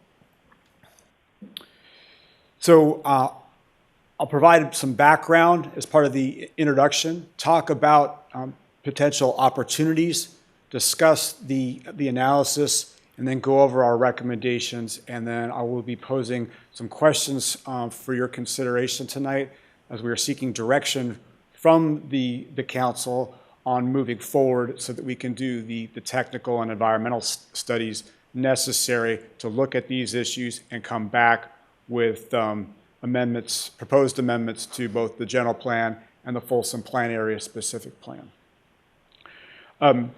Joining me in this effort is Stephanie Henry, who's our Senior Planner and Housing Coordinator. And then we also have Opticos Design, which is an architecture firm that also had a land use economist to look at the feasibility of these projects, in addition to design and the appropriateness of the size and scale for these areas. So again, as I mentioned, this was done as a result of new state requirements associated with the housing element process and our share of the regional housing needs allocation. And the study was funded by a grant from the Sacramento Area Council of Governments. This project provides specific recommendations on changes to the zoning and our development standards in order to focus and accommodate growth in these areas, rather than having to rezone property potentially elsewhere in the city. There are 3 areas that we're looking at. One is the East Bidwell Corridor here in blue, from Coloma to US Highway 50, and then the transit-oriented development areas around the Glen Station here and the Iron Point Station down here. It does not include any areas in the historic district up here. It also includes the Folsom Town Center, which is part of the Folsom Plan Area Specific Plan, located south of 50, and that area is bordered by Alder Creek Parkway there. The key issues that we were looking at was related to the high housing demand here in Folsom, as well as in our region. Folsom's actually growing faster than the rest of the region, and there's a greater demand here, which has resulted in higher prices and higher rents. Much of our retail workforce actually commutes in from outside of the city. We also have seniors that may be looking to downsize, and then also folks with children that may be getting of the age where they may be looking to rent housing. So we really need that diversity of housing types. One of the things that we lacked, with the exception of the historic district, is really kind of a compact, walkable, transient-oriented area. But some of the barriers to that type of development and to getting that greater diversity of housing stock has been our regulatory standards that either result in infeasible development or unattractive, or infeasible development that just doesn't occur, or unattractive development as a result of setbacks and parking requirements and so forth. So touching back on the housing element issue, our share of the region's projected housing growth over the next 8 years is roughly over 6,000 units. Of that, more than half needs to be set aside for development that would be affordable to lower income households. The way the state looks at that is that needs to be properties that are zoned for 30 dwelling units per acre or more. Now, we have identified that capacity. This map and these red areas here show our entire inventory. That includes above moderate income households, sites for above moderate income housing, as well as sites for lower income housing. And we've focused a lot of that growth for lower income or for housing affordable to lower income households on the East Bidwell corridor, down in the Folsom Town Center, and then around the Glen Station here. So we have the capacity right now, and we have a buffer to accommodate that demand. The challenge is that under the state's no net loss requirements, if those sites that we've identified in our housing element for affordable development are actually developed with market rate development, in other words, unaffordable development, then we need to find additional sites if we run out of capacity. And our concern is, given the pace of market rate development in the city, we may be running out of capacity within the next 6 months, which would prompt us to start to look to other areas to rezone. But council back in 2020 specifically wanted to target growth in those areas so that we didn't have to go and do what we did in 2002, which was start to look into existing areas to do rezones to provide more dense housing in those areas. Desmond, may I ask for just a tiny bit of clarification? Because somebody listening to this presentation might not fully understand the distinction between market rate, affordable, and how we use land planning density as a proxy for those things. Maybe you could just unpack that just a touch, unless you're planning to do so already. No, I'd be glad to go over that. Thank you. Including the fact, Desmond, that the city's not building any of this. It's just that there must be land available should a developer come forward and want to build it. Because I think, based on some of the comments, there's a lot of people that think the city's actually building this. Yeah, that's correct. And the projects that I'm going to be showing tonight are simply concepts. They are not actual development projects. So the housing element process is essentially a land planning exercise. We have to, as Mayor Howell mentioned, we have to identify that the city has land that is appropriately zoned to accommodate essentially apartment development. And even what I call market rate, in other words, if you looked for an apartment online like forrent.com or something like that, what the rental rate is whatever the market can bear. That's what's considered market rate development. And right now, only smaller units, 1 bedrooms and less, are affordable to what are called moderate income households.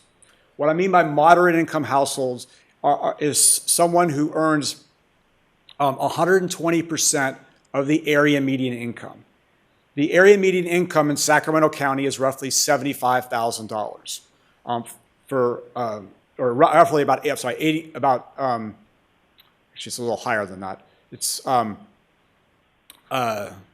I think it's about $80,000 or $90,000 for a family of 4. But So, we don't need to get that far Yeah. into the details. I just want to make sure that people understood that Yeah. this is not that the city's building this, and the definition of affordable has to do with a percentage of the median income in the county. Yeah. And it's simply having land that is zoned to accommodate this.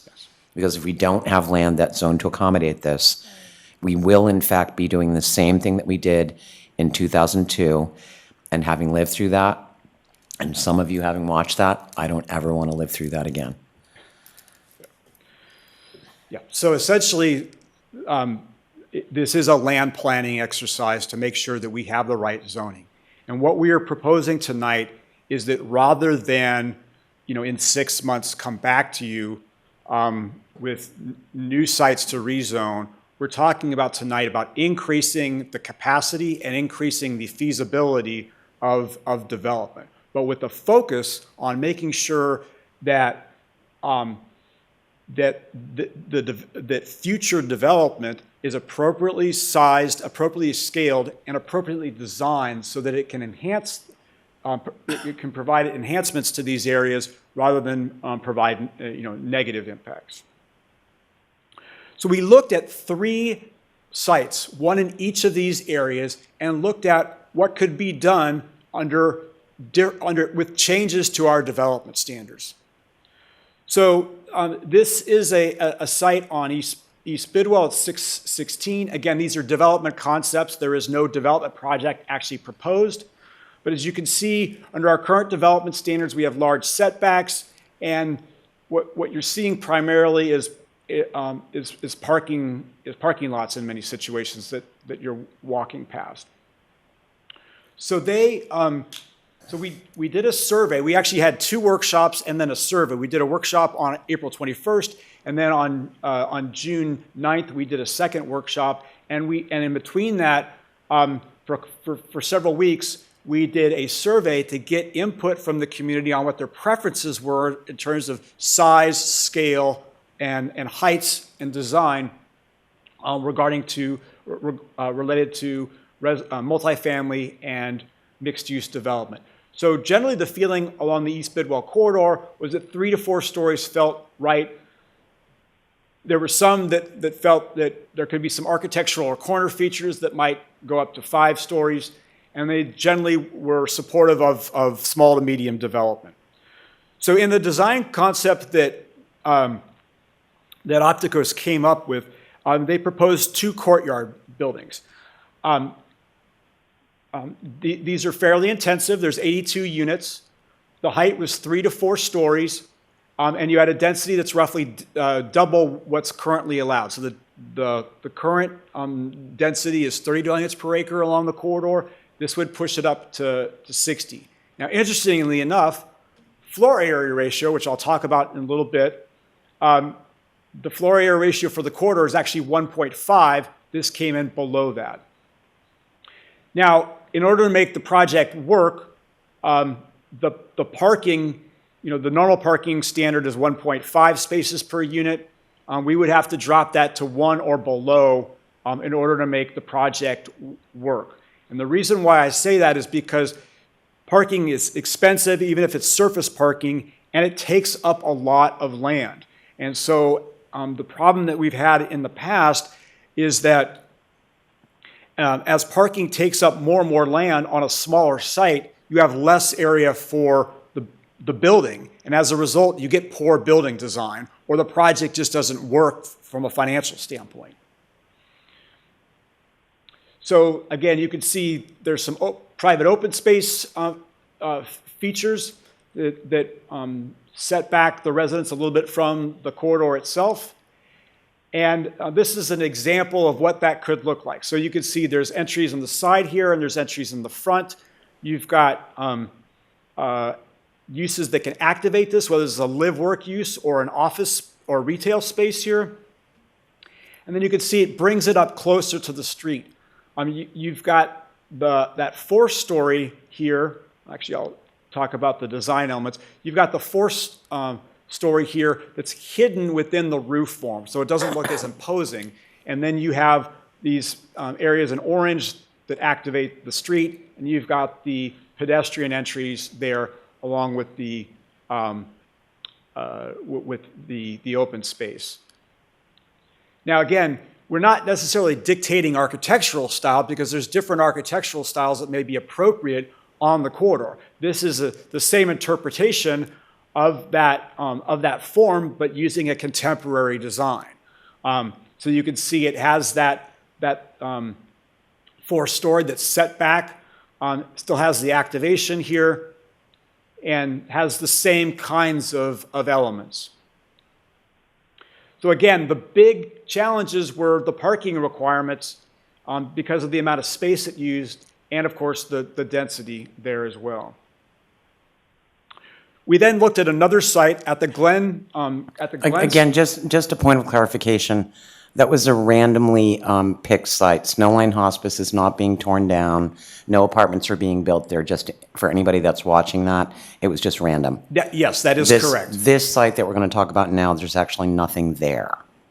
Well, there's a park and ride lot. No, but there's not an existing building. Yes, there's no existing buildings there. Yes, and all of these proposed development concepts are conceptual. They are not real development. They are just simply illustrative of what could be done under a new set of design and development standards. So again, this shows you, looking from the station area, this shows you the park and ride lot. And then what we heard from the community. This was the area where the community felt that larger height was more appropriate and medium to large building width would be appropriate at this location. They felt design was really critical for this to be successful.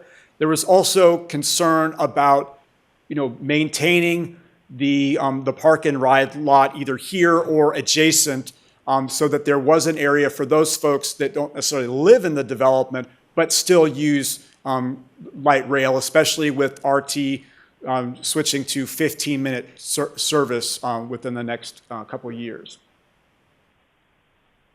So again, this is the concept that Opticus came up with. This is two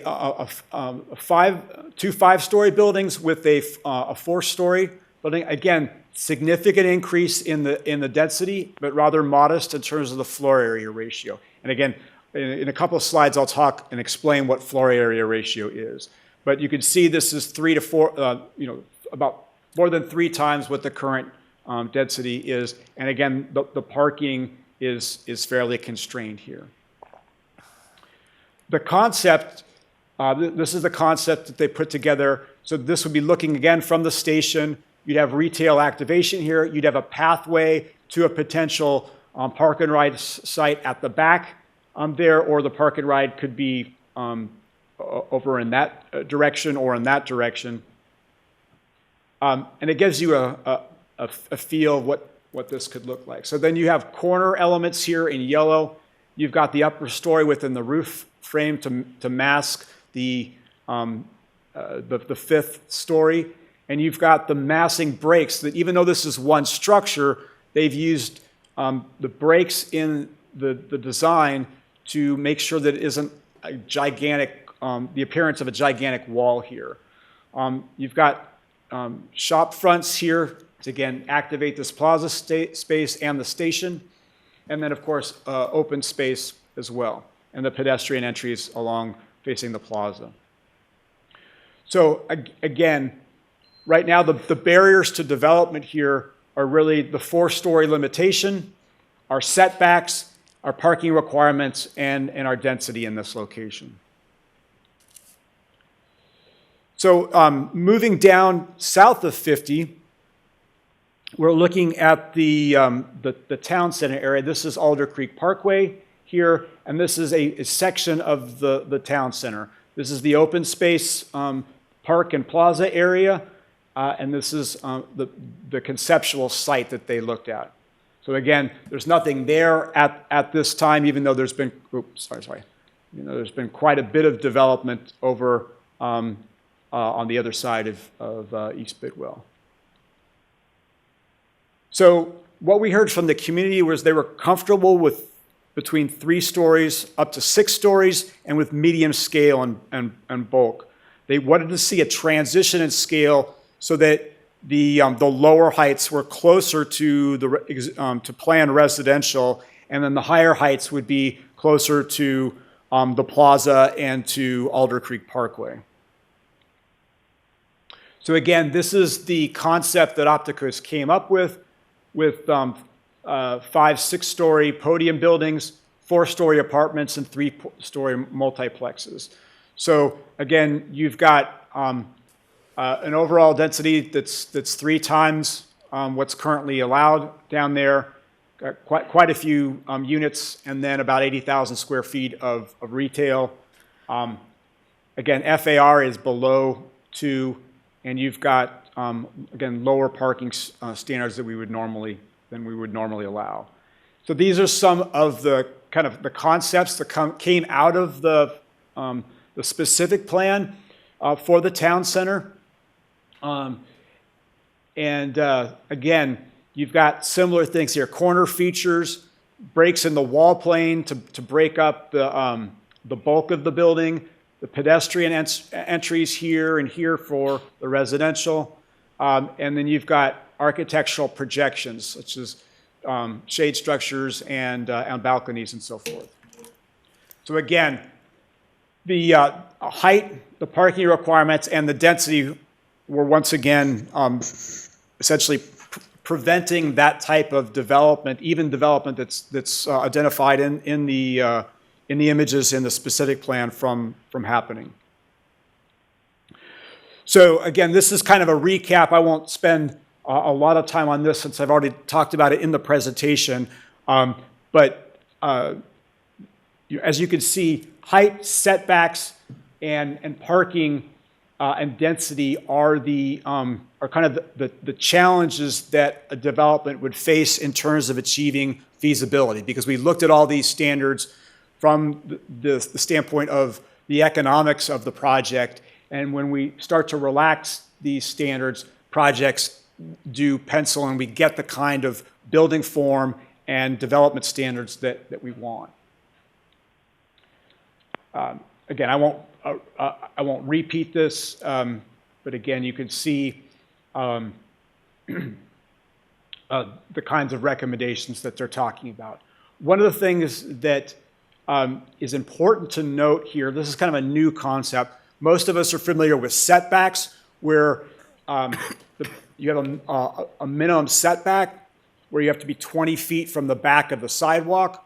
In order to activate the pedestrian realm, in order to activate the street and the sidewalk, Opticos is actually recommending that we use a build-to line. That's kind of a range of like 5 to 10 feet, or 0 to 5 feet, depending on the location, so that you bring the buildings closer to the street, activate it, but you don't have a solid wall. You have some variety, as opposed to structures that are set a minimum but could be quite a bit further than 20 feet. So you're not a pedestrian walking by parking lots or buildings that are set way back. It just doesn't provide, when you couple it with active traffic volumes and buildings that are set way back, it places the pedestrian in kind of a no man's land, it's not a comfortable environment to walk in. And again, we've covered this as well. So one of the things that Opticos recommended was that we develop objective design standards. Now, we have to do that per state law with the changes in state law, but they said it's critically important that we couple the new standards with the objective design standards. And I'll talk a little bit about what some other jurisdictions have done in just a second. But those objective design standards, coupled with heights and our development standards, are really what ensure that that we get the kind of design and form and appropriate scale in these locations. Because if we don't do that, then we can get development that detracts from the area and doesn't provide that walkable environment and doesn't end up putting people closer to jobs and transit. So again, what they talked about is different building types focusing on massing and articulation, creating standards for large sites. This is kind of a new concept. So some apartment projects actually sell their parking or rent their parking separate from the unit, so that they're only getting the people that actually really need the parking and are car dependent to get those spaces. It actually makes the project more affordable from a renting standpoint, because they're only renting the housing unit, not necessarily the parking if they don't need it. And we have some examples of that in Folsom already. There's an apartment complex on McAdoo, excuse me, where you're not paying for your parking space, uncovered parking space, but if you choose a garage, you do pay additional rent for the garage. One of the things that that we talked about was if there are parking reductions being done, the need to provide alternative mobility options. In other words, other ways for folks to get around, such as car share vehicles, for like senior projects, van pools that might, or vans that would take folks to doctor's appointments or to shopping or to transit. Other things can include. And for most of the senior facilities in Folsom already have that. I'm just talking about new ones. No, I'm saying that these are not necessarily all new concepts. Sure. Many of the senior living places in Folsom have vehicles available to take their residents to the store, or the doctor, or whatever. So that's not a new concept. So other provisions include shared parking agreements, additional bike parking facilities, and so forth. So FAR is a relatively new concept, and it's one of the things that more jurisdictions are shifting to, because it provides better predictability on the form of the building. So FAR stands for floor area ratio, and what it is the ratio of the floors in a building to the actual parcel or lot that it's on. So in this example up here, if the building was a one-story building and covered the entire lot, that would be a FAR of 1. If the two-story building covers half the lot, that's an FAR of 2. Or an FAR of 4, it covers an FAR of 1, it's a four-story building that covers a quarter of the lot. With an FAR of 4, it's a four-story building that covers the entire lot, or an 8-story building that covers half the lot, and so forth. And again, these are some of these ones down below are very urban densities that you would see in a downtown, a large downtown, not something that you would see out here in Folsom. The benefit to FAR, it results in more predictable building, especially when it's used with both height limitations and the objective design standards. So not only are you making sure that it's not too tall, but you're also focusing on the design and the form. The other thing that is a problem with density is that if a developer comes in, they still need to make the project pencil. But if they're limited to 30 dwelling units per acre, they may just do those 30 units, but make them as large as possible, because let's say they really need 45 units to make the project economic. Well, they'll do 30 luxury units that are a lot larger, but those aren't going to be affordable to anybody with a low or moderate income. They're going to be targeting the above moderate income, and we have apartments and homes that already target that market.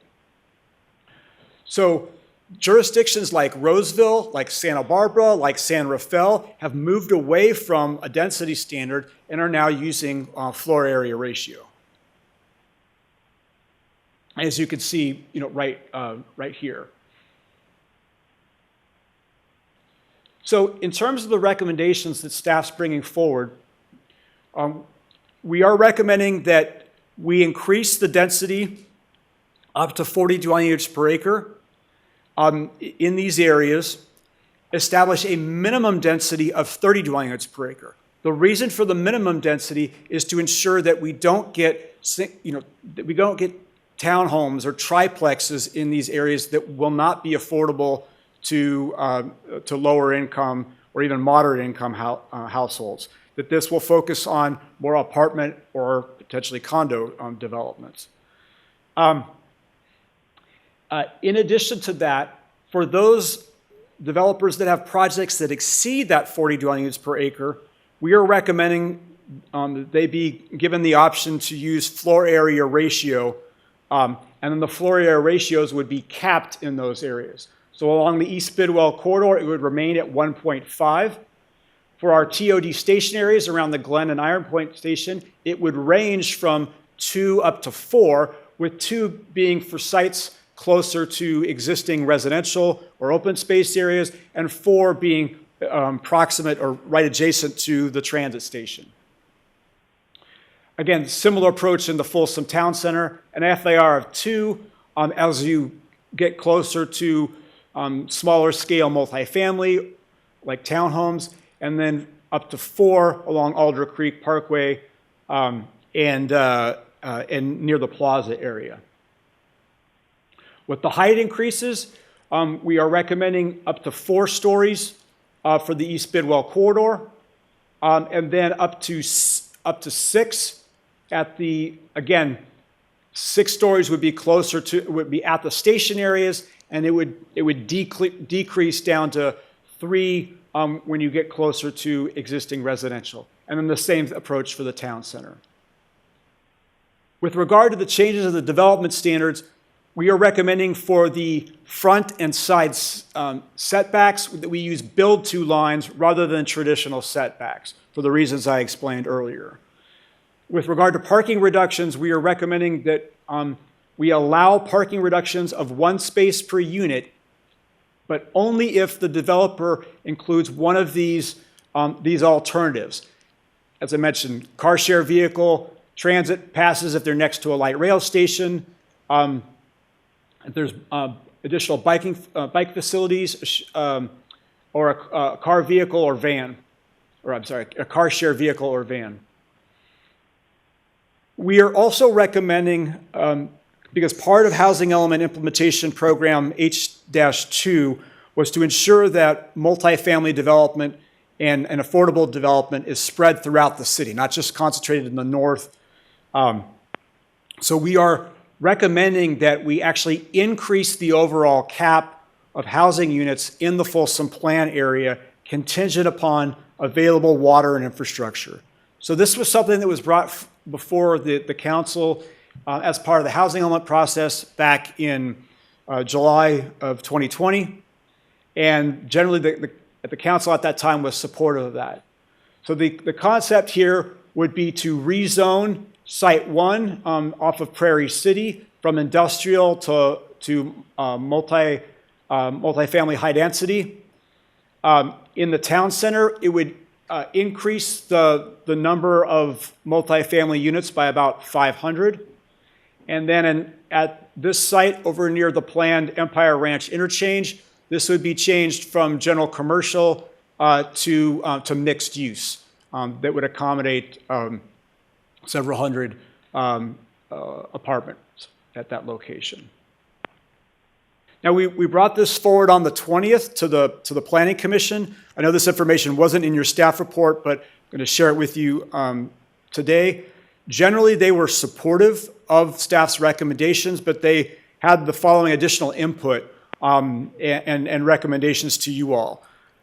They supported the use of floor area ratio, but they were concerned about the development of micro units. Those are very small units, generally in the neighborhood of 300 square feet and below, and they were concerned that somebody would try to pack in too many units in a location that might not be appropriate. So they wanted some sort of limitation on size, or at least the percentage of a project that could be devoted to micro units. They also felt that the floor area ratio of 4 was too intensive for the Folsom Town Center and the station areas, and I think wanted to see something closer to 3. They also recommended in those same areas that the height be reduced to 5 stories rather than 6. They they expressed some hesitation about the parking reductions, but they were supportive, but only if the alternative parking or transportation options were provided and were required for those parking reductions.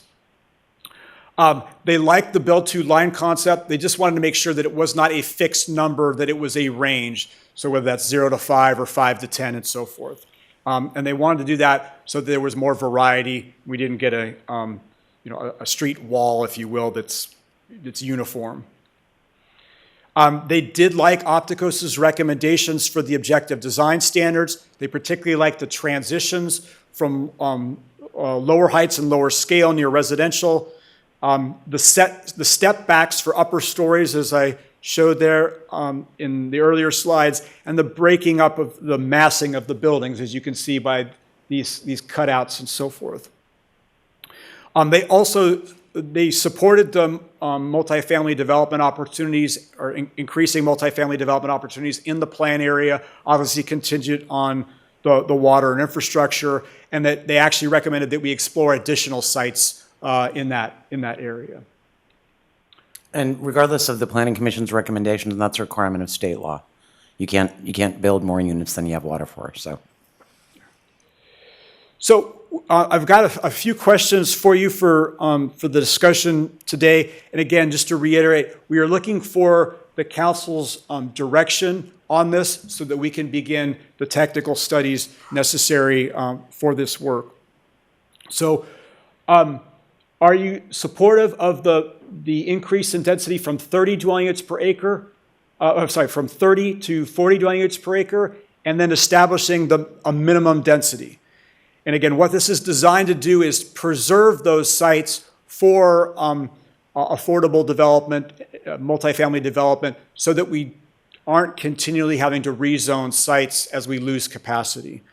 And then, do you like the idea of using floor area ratio for larger, more dense projects?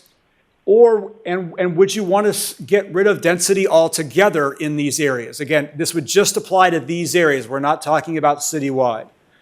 Some jurisdictions have gotten rid of density altogether, and they now are using floor area ratio. Are you comfortable with the height increases proposed for each area, or do you prefer Planning Commission's recommendations with regard to height, or something different? Again, what's your thoughts on the changes to our development standard, particularly related to parking reductions and the build-to line? And then, are there any areas of concern or focus that we should zero in on with regard to design to ensure that these are appropriately scaled and built for those areas? And then, you continue to be okay with looking at increasing multifamily housing units in the Folsom plan area? So again, with your direction, we're going to begin the technical and environmental studies over the next 12 months. Based on the results of those studies, we'll be back before you, and we'll be recommending potential amendments to the general plan and to the Folsom plan area specific plan. And then we'll also incorporate that information into the zoning code with regard to our development standards. So that concludes my presentation. I'll leave these questions up for discussion. I have one question for you. Did Opticos or anybody look into whether or not these density increases or potential density increases would actually overcome the construction cost constraints that happen with going above 3 floors that are just building code requirements that tend to make a 4th floor a really expensive addition to a building?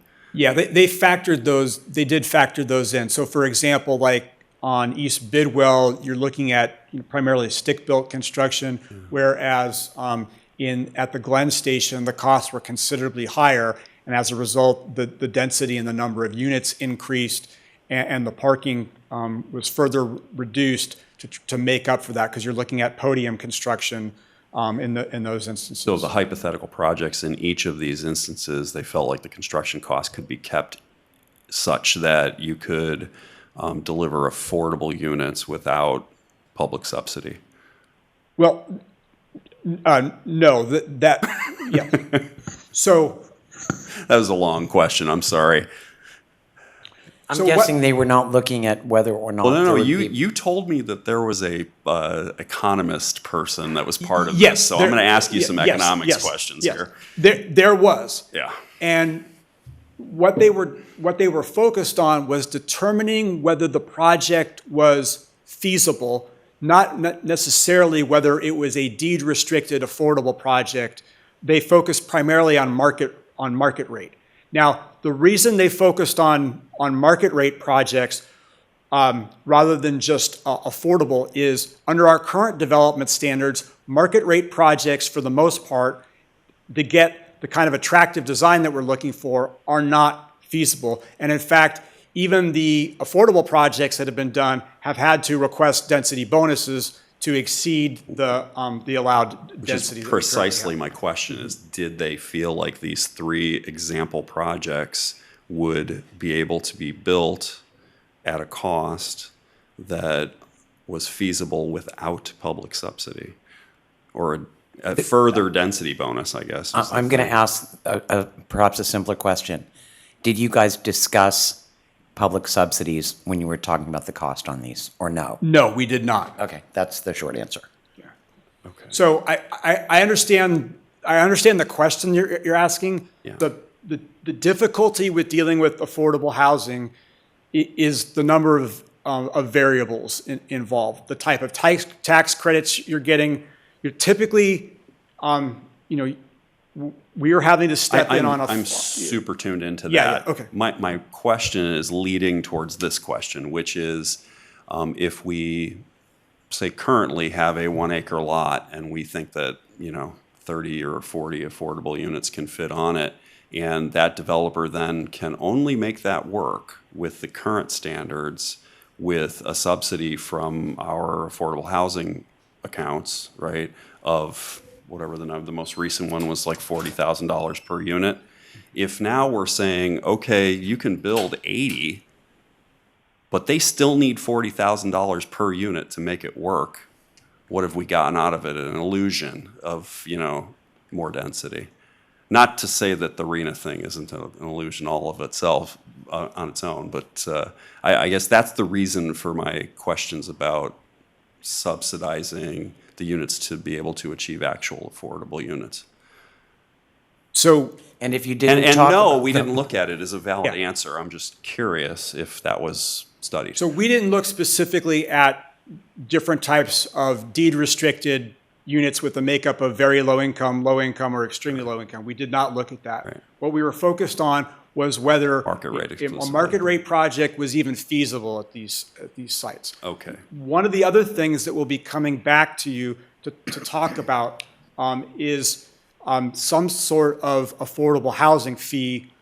And I'm not going to go too deep into this. It was mentioned in your staff report, but given current development trends, we are seeing an increasing number of for sale and townhome type projects that are rental projects. These are luxury units that are essentially have a loophole for our inclusionary ordinance.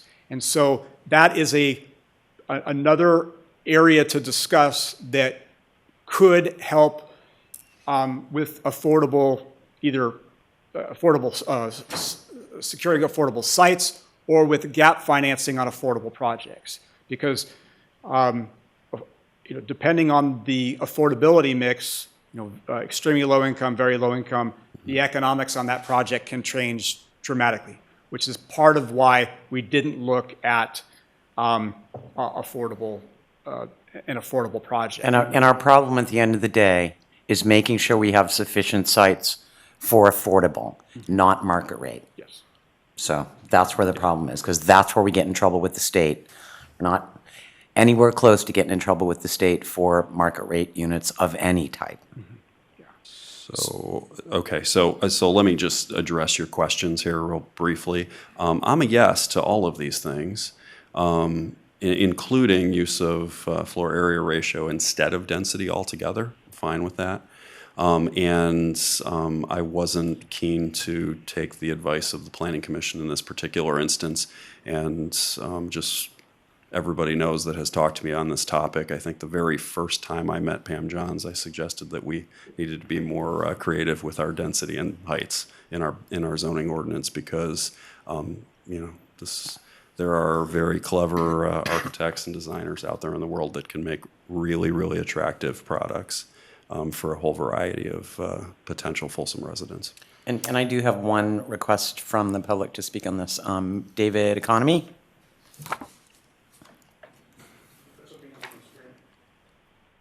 I don't know, can you? Let's see if Desmond can help you. Be fast and furious, because I think I only have 3 minutes, is that correct? We might let you go over, if you're super nice about it. So, yeah, I think, turn it down this way, yeah. Is this the section that you're? Yeah, I'm gonna flip it to in a moment. So, are you able to? I got it. Okay. I'll do it for you. My name is Dave Economy. We have property on East Bidwell Street, so I'm kind of here looking at various plans. I guess it's a little tight there, so. There's a dial at the top where you can adjust the zoom, Desmond. It's that vertical dial. That's it. Going the wrong way. How far out? That's good right there. We'll stop right there and I'll move it when needed. My background is not different from my father and my family. I've worked in redevelopment projects. I've worked on a 32-floor high-rise office in San Francisco. So you're not a pharmacist? No. Don't know my way around the farm. I worked there. But anyway, I worked on 32. I think that was servitude. Everybody whose last name is Economy worked there at some point. My dad told me not to be a pharmacist. So, anyway, conversion from office to residential. 3 city block project in Portland, a redevelopment, and the largest transit-oriented development in the United States that actually failed, with Apple Computer in it. So that was a major employer. So we support housing. We understand the affordable housing. Understand that the state has guns that everybody's had about this regional housing needs. But we do have some concerns about the East Bidwell corridor in particular. The increase to a minimum of 40 units, just the increase of movement around the street, trash. And the biggest issue we'll get to is parking. I have a point up there about $450,000 a unit. That's what Councilman Mike said earlier. The typical cost for affordable housing in the region now is around $450,000 per unit, which is extremely expensive. So maybe there's ways to find better options. Anyway, in terms of parking, taking it from 1.5 down to 0.7 or even to 1,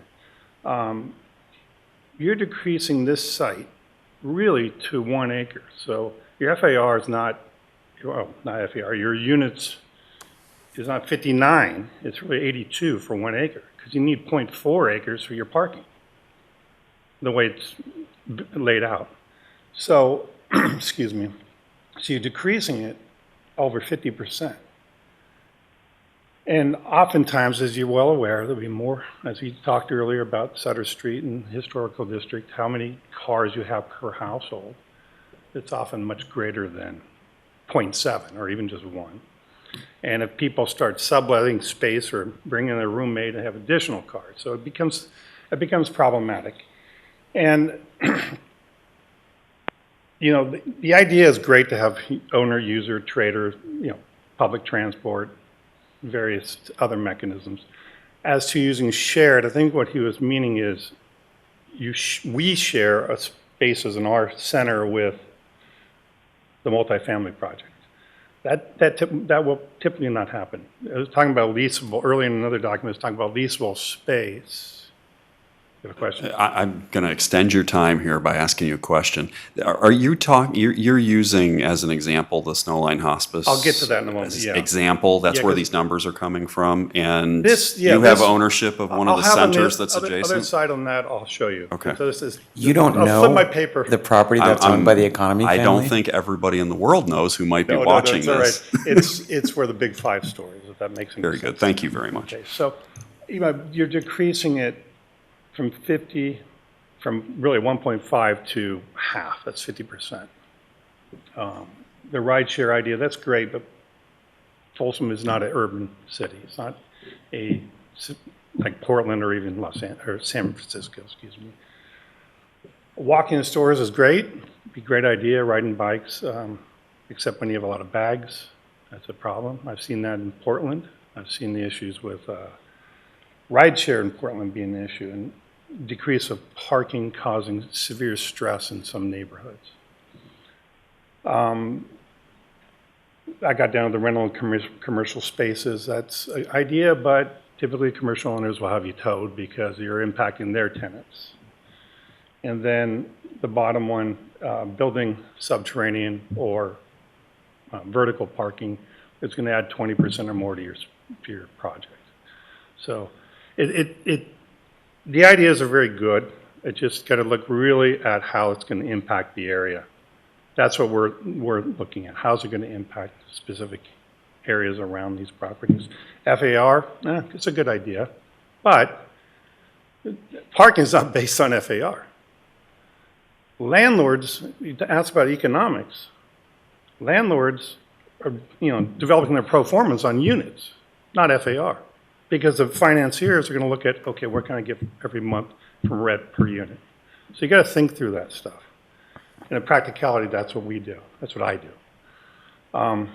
Retail, that might work, but the reality is that corridor between where the middle school is up to Wells Drive, your average rent's about $1.25 to $2 a square foot. You build a new building, they're going to be over $2.50 to $3. I know there's a lot of feeling about changing some of those buildings, redeveloping the properties, but some of those buildings actually serve a pretty good purpose. The ones down where Eldorado Savings Bank is, they have a low rent. It can be a startup company goes in there. A immigrant business goes in there. Specialty store. So I understand there is a desire to redevelop that street in many areas. So anyway, let's jump to the other side and talk about the specific site. I hope I'm not going too fast or confusing, so let me know. Oops.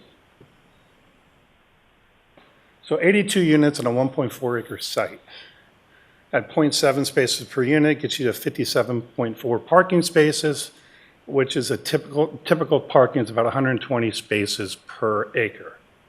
Okay, sometimes you can go up to 150. But 150 is extremely tight, compact spaces, and you're going to have problems with people parking. So you're using up 0.47 acres on this 1.4 acre site, so it's really down to 1 acre. And you're putting 82 units on 1 acre, not 1.4. This parking doesn't include really ADA spaces, guest parking, et cetera. So in other words, it's going to spill out. And there's already issues, using Snowline just specifically as an example, there's already issues on the apartments behind there, on Duco Way and other areas around there. There's already issues with parking. We've had to have people towed who leave cars in our parking lot for, 2, 3, 5, 10 days. So it's unfortunate.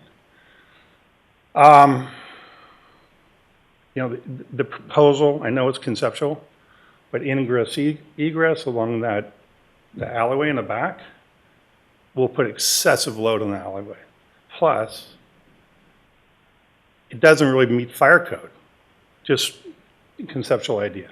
Because you usually typically have to have 2 ingress egresses of the property, and you got to have a turning radius. So it won't meet NFPA fire code.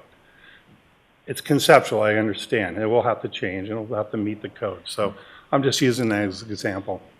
I was saying the traffic load in the alley is going to be excessively heavy, and you got to look at those issues, how that affects everybody, not just this project, but the people behind there and the 2 owners on each side, because they not only have parking from the people behind the apartments, but we also have trucks and other delivery people bringing loads in and out, and trash trucks. So construction and storage, if you're going to build a dense on that small site, you got to find storage for your construction materials. So those things need to be looked into. Noises, that's and NFPA, that's right. And then I guess it really gets down to the fact that transit's not here.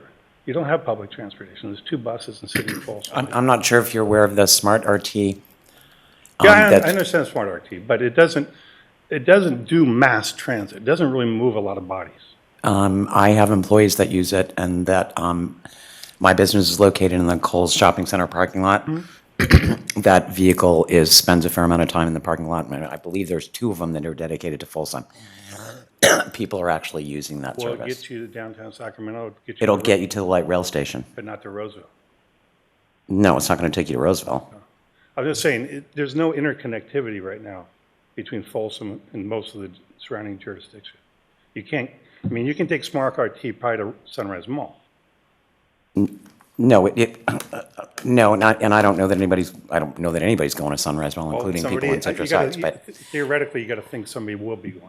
Okay, Plan it, but that's all I'm saying. I don't know the logistics of getting to Sunrise Mall from Folsom. I have That's no okay. knowledge of. I get it, I I get do have knowledge of getting from Riley Street to downtown Sacramento, because I have employees that do it. Yeah, because I know there's 2 buses that go. So if you caught the one bus, it'll go. He doesn't take a bus. He gets Smart RT to light rail directly, and then lives in Midtown. Okay, all right, I understand. I'm just saying that Folsom has yet to have a real public transportation mechanism. And it's been said by the city for 30 years. We're going to have this, we're going to have this. It's not the city's issue, it's RT's issue. Well, the service has been greatly expanded since RT took over. Okay, that's understandable. But I agree with you. I would, to live in Folsom, you have to be car dependent right now. I mean, we are car I dependent. think most of the region, but that's just an issue. Anyway, overall, I mean, we'd like to see things happen, change. I understand the city has a gun to its head like most other cities. Places like San Francisco, I mean, I heard people in the past say, oh, they're going to struggle for sites. And they're not going to struggle for sites. They got a lot of empty office buildings that are going to be redeveloped. You don't have that here, unfortunately. But they go up 30 stories or higher. Like the one that's, I worked on, 74 New Montgomery. It's 32 stories, 105 units. The cost is excessive to do that because you're reconfiguring a whole building, the interior of a whole building that had floor plates with maybe 2 restrooms in a floor or 3. And now you have restrooms in every space. So you're distributing water, electric, everything. It has to be, all the plumbing has to be redistributed. So the costs just get jacked up pretty high. I'm sorry if I'm boring you. If you have any more questions, please feel free to ask. We just want to have the ability to have some input into whatever's planned. Well, again, I'm just going to remind everybody that there isn't anything planned for East Bidwell. As you well know, all of that property is already owned. The city doesn't own any property. No. To my knowledge, the developers don't own any property, and I've not heard of anybody trying to work out a deal to buy grocery outlet, or there's something else going on I don't know about. It's just entirely But conceptual.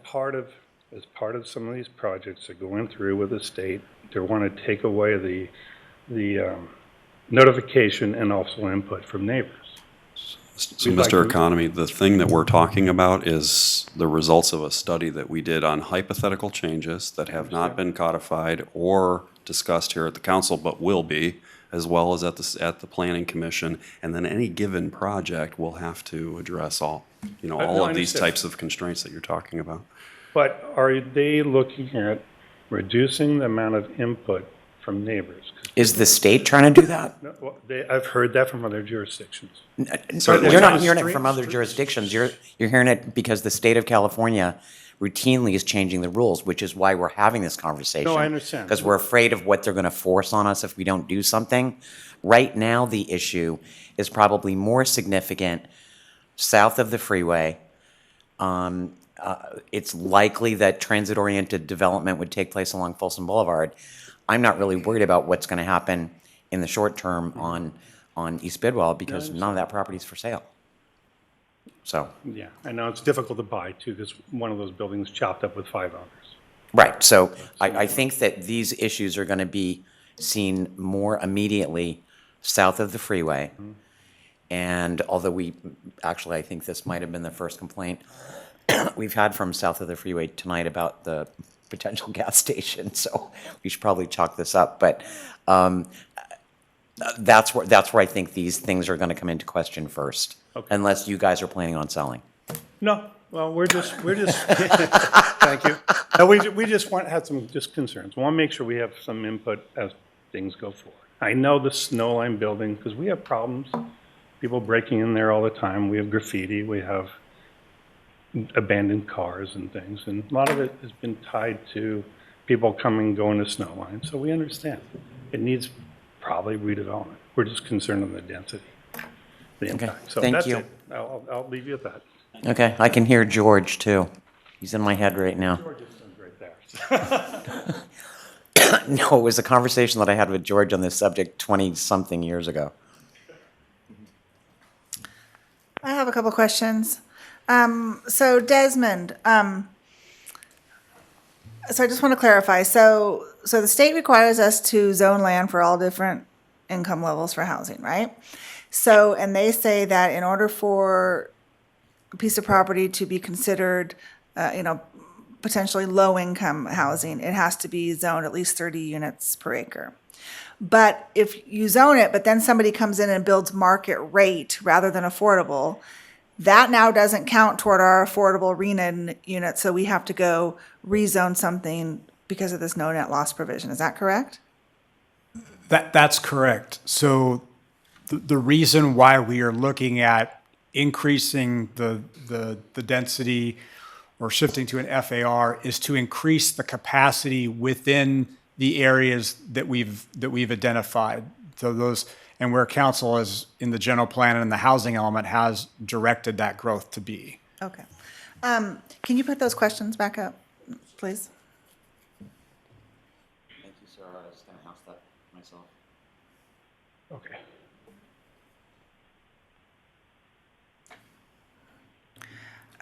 So first of all, great presentation, Desmond. I know you've worked a lot on this, so thank you. I'm 100% yes to all of these along Folsom Boulevard. I think that is where the majority of the increased density should go, and I have no problem with any of that.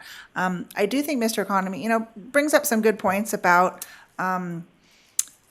what we currently call the Central Business District, and kind of what one of my questions is the council has already approved hiring a consultant to help us with kind of a revitalization plan of the Central Business District. So how would that plan dovetail with whatever you have to do with the next steps with this? Because it seems like this is a part of that revitalization, right? So they shouldn't happen separately. This is kind of part of that. So how do we integrate those two?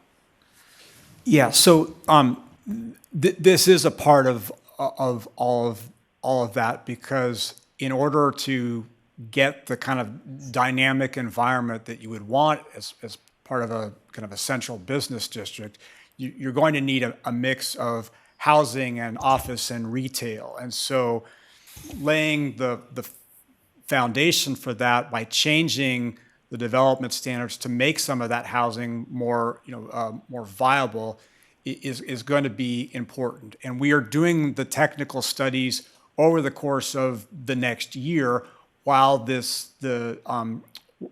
master plan is going on as well. So, and the same, even though we're bringing on a consultant, the same staff that are involved in this, including myself and Stephanie, will be, involved in that effort to make sure there is that coordination. Okay. And as far as 5A, key design concerns for objective design standards, please, please, please, no more fake stacked stone. Thank you. Desmond, I'm a yes to all 6 questions.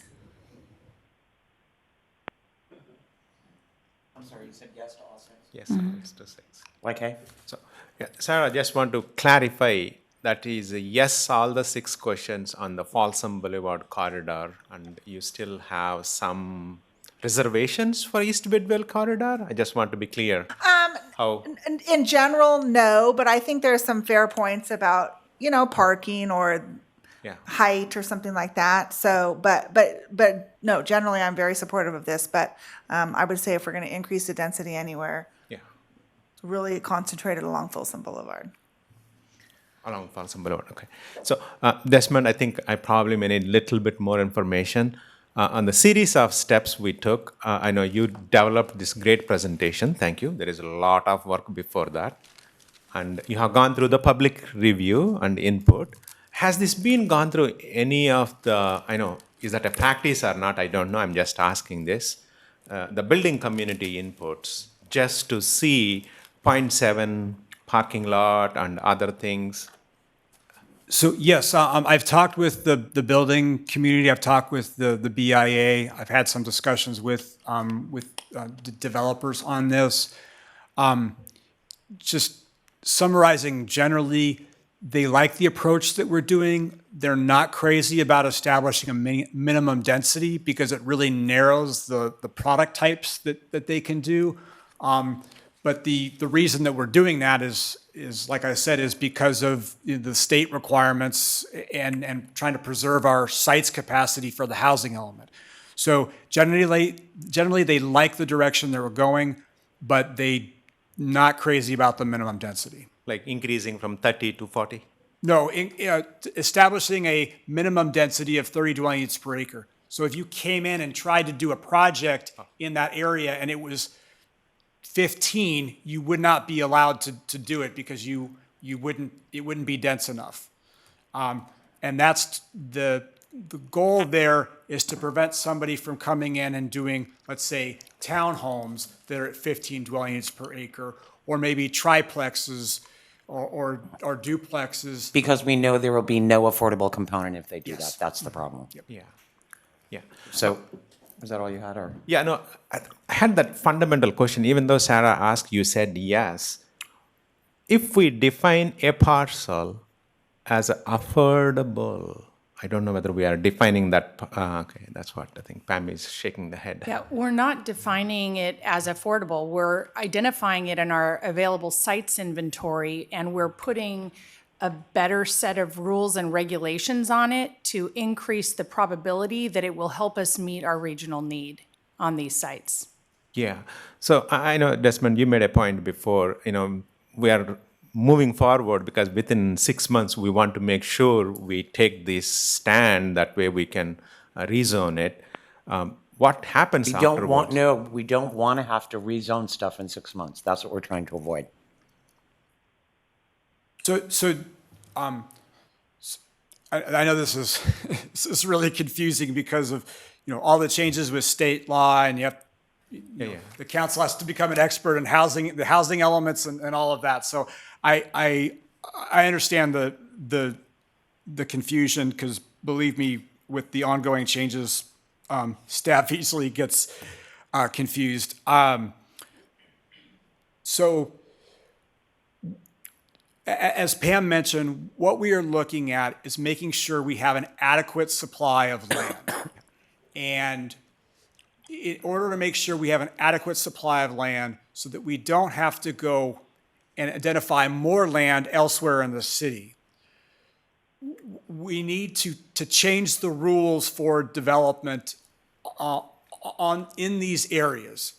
That will allow more development to happen, more housing units to be built in these areas, so that we don't have to go into an existing established residential area and say, hey, you've got this vacant site at the corner, we're going to rezone that to, for apartments. And so we're trying to focus the growth so that when a developer comes in and buys that piece of land, that they can take advantage of the fact that they can do more units here, and that their residents are close to shops and services and jobs and transit, as opposed to putting them somewhere else in the city where all they're next to is existing homes. So, and by doing that, we're not necessarily saying that this site is an affordable site that will be affordable to low-income households, but there is a greater chance that it will be developed with apartments that may be affordable to lower income households or moderate income households. And then if there is an affordable developer that wants to do that and wants to what's called deed restrict and make the rents affordable to someone who has a low income for 55 years, the economics of that project are better because they can provide more units. They don't have to spend as much money on parking, and that hopefully it reduces the amount or potentially eliminates the amount of subsidy that the city has to provide to make sure that project can actually be financed and be built. Got it. Thank you. It helps me. And one more last question. Since our neighboring city, Roseville, is already adopted this kind of concepts, and any feedback from them and a friendly note? Yeah, so I talked with Roseville a couple weeks ago to their planning department or planning division, and so they've done, I think, about 5 projects so far. They've ranged in density from about 50 dwelling units per acre to about 75 dwelling units per acre. And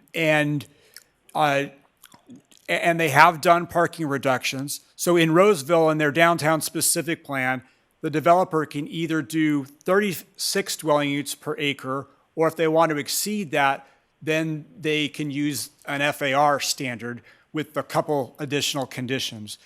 And they've allowed FAR of up to 4 on major streets. And then as they get closer to residential areas, the FAR reduces down to 2. And they have reduced parking to 1 space per unit.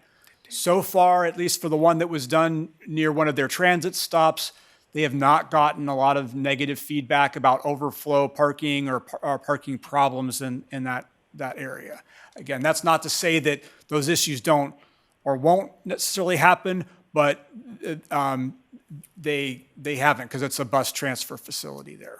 Got it. So when it comes to the real construction, whomsoever it is going to buy and construct, then we have to be a little bit more careful where the construction, the site is coming, because next to transit, 1 parking spot seems to be working out okay for them. Yeah, and that's 1 space per unit when it's next to transit is fairly common among cities. Obviously, some cities don't have any parking requirement at all when you're next to transit, but other communities, 1 space per unit is standard. And the projects that have been done in Roseville, I believe, have all been deed restricted affordable projects done by affordable developers. Okay. Got it. So I'm good with all of this in the Folsom Plan area and Folsom Boulevard. I think that the choice of using Snowline Hospice as an example was not a good idea, because I think it's led people to believe that there's development planned along East Bidwell, when right now there is no vacant land along East Bidwell, and we are not aware of anybody that's looking to sell their existing property. It's very close to existing residential and long-standing businesses. So to me, East Bidwell needs to be treated completely separately, given that it's a completely different set of considerations on East Bidwell. So just to clarify, Mayor Howell, when you mean it needs to be treated completely separately, do you mean different development standards, different density or parking standards, or all of that? Yeah. Okay. I don't necessarily have a problem with the parking standards, but the total amount of density and its proximity to existing businesses and existing residents, both, single-family residential, apartments, duplexes, that stretch of East Bidwell between basically Sutter Middle and going all the way down to Blue Ravine that's a completely different animal than Folsom Boulevard and south of the freeway, and it needs to be treated differently. Okay, so I mean we have. But I don't want to do anything blanket for East Bidwell. That's what I'm telling you. Okay. And it's not like we're going to have to go identify property along East Bidwell, because there isn't anything to identify there. So as part of the housing sites inventory, the state allows the city to count what are considered underutilized sites in its inventory. Well, then give me a list of underutilized sites along East Bidwell, and I might give you a different answer, but I don't think I'm going to. I think East Bidwell has potential for mixed use. I think this is just my own personal opinion. I think that as you get closer down to Sutter Middle, that whole area has potential for mixed There's use. potential, but there's nothing for sale and there's no vacant lots. Well, Everything is already I know, already we've been talking spoken a lot for. about conceptual today, but potentially that area it has. I mean, we're not talking about development within necessarily the next 6 months or a year. We're talking about. I'm just. You asked for feedback. I just gave you my feedback. Sure. Okay.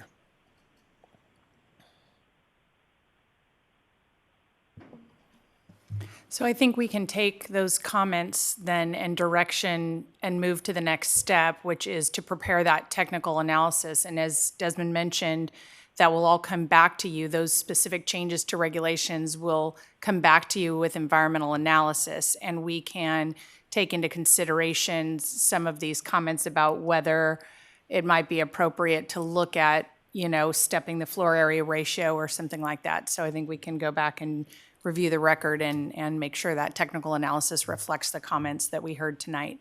Yeah. And there's only one other comment that I want to make, and this has to do with the small retail on the first floor. If I remember correctly, that was the original plan for Bidwell Place. There's no small retail in any of those buildings. Yes, that's correct. And small retail is very difficult to do in mixed use. We're not saying that it isn't. And the region in general our region in general is over retailed, but you can do other uses that help to activate the street. And what we're focusing on is really on street activation. So that could be anything from a fitness center that's part of the apartment complex to live-work units, to offices. All I'm saying is that we've talked about all of these concepts for years, and so far they don't exist anywhere. Not in Folsom. I'm just throwing that out there. It's just a comment. Yeah. Pam, I just want to make sure I give my constructive comments. I made more question and days with Desmond. Parking 0.7, I have a concern definitely on the Folsom plan area as well as East Bidwell. When you guys, I know we are not going to be doing anything right now, but when the planning commission comes and when you guys are going through it, that's going to be a little bit more, stretch for, we are not transitioned to the, no car kind of community yet.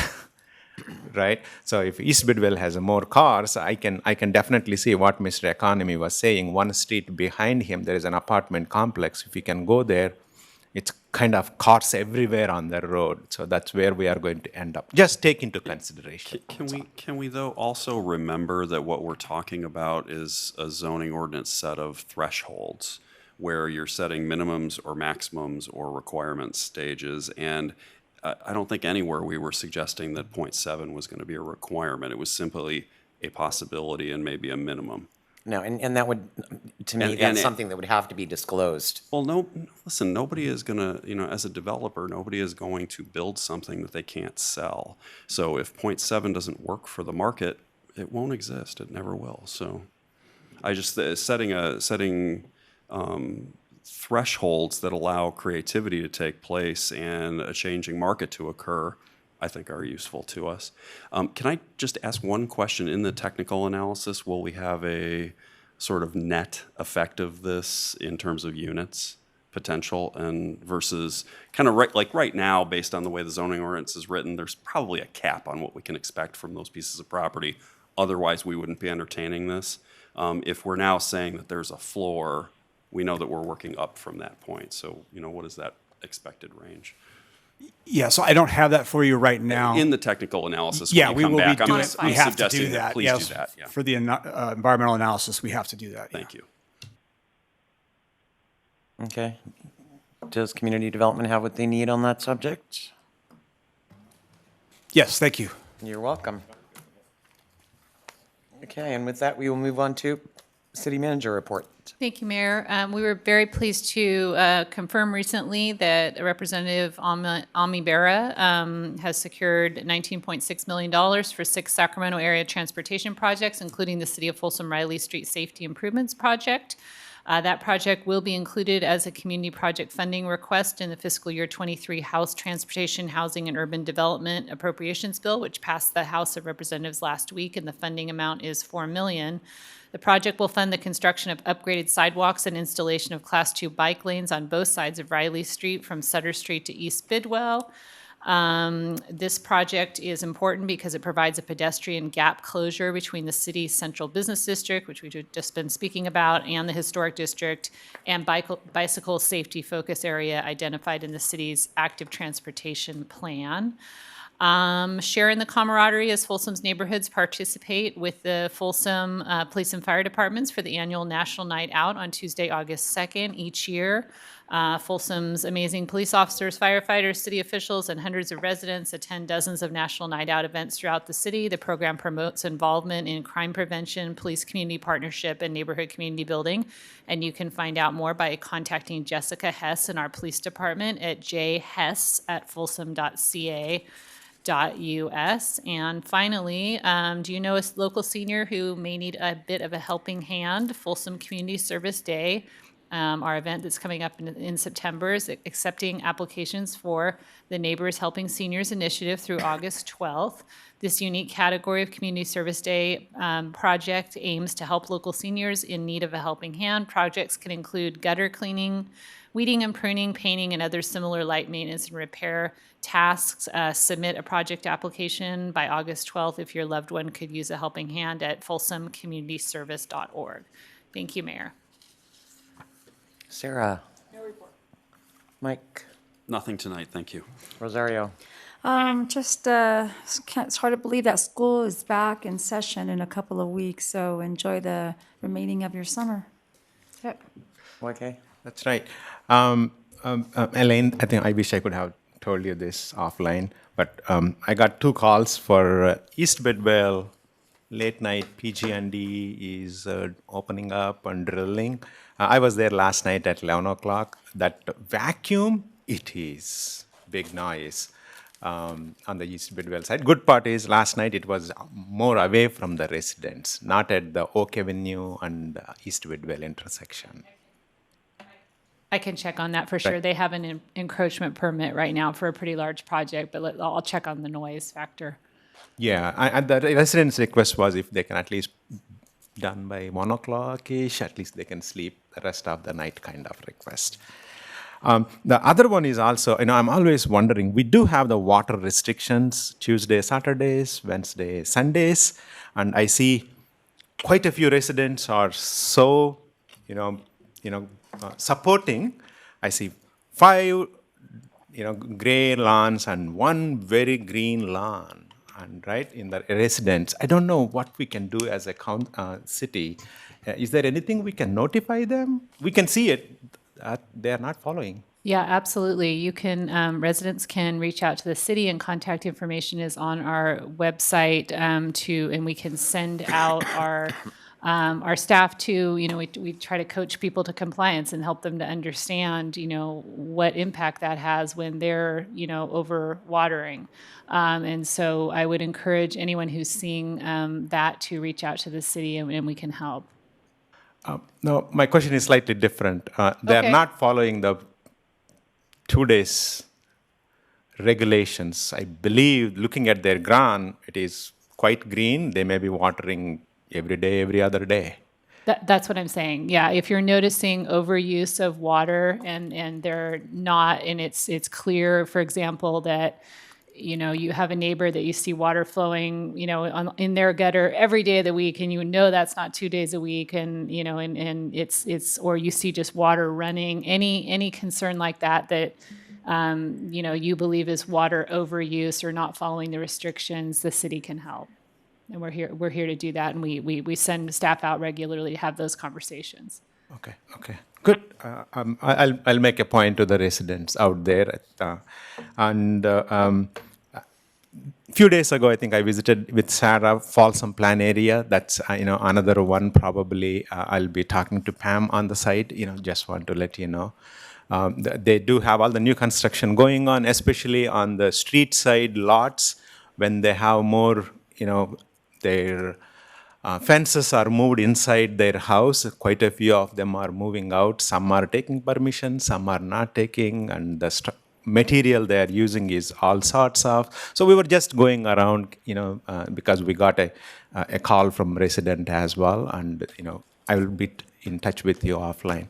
Other than that, I think I'm okay. Thank you. Okay, please drive carefully. Things are going well at RT. Things are going well at Regional SAN. The connector JPA got maybe some issues. Looks like there might be some sort of lawsuit from ECOS or a demand letter that was provided today, but I don't have the details on that. I'll find out what's going on there at our August meeting. Just a reminder, National Night Out is August 2nd. I was so sure you were going to bring that up. I did bring it up. Okay, so that is it's what, it's a week from tonight? Yes. a Okay, week so from tonight. there'll be events all over Folsom, as there generally is. Our neighbors are generally pretty enthusiastic about National Night Out. It's always a fun night and a lot of entertainment for the kids. They get a kick out of the police and fire equipment predominantly. And they really love it when the horses on the police dogs come out. So anyway, otherwise drive carefully. Kids are going to be going back to school in a couple of weeks, so drive even more carefully, because remember, if you're under 30, you're still invincible. So anyway, keep that in mind. And with that, we are adjourned at 9:17.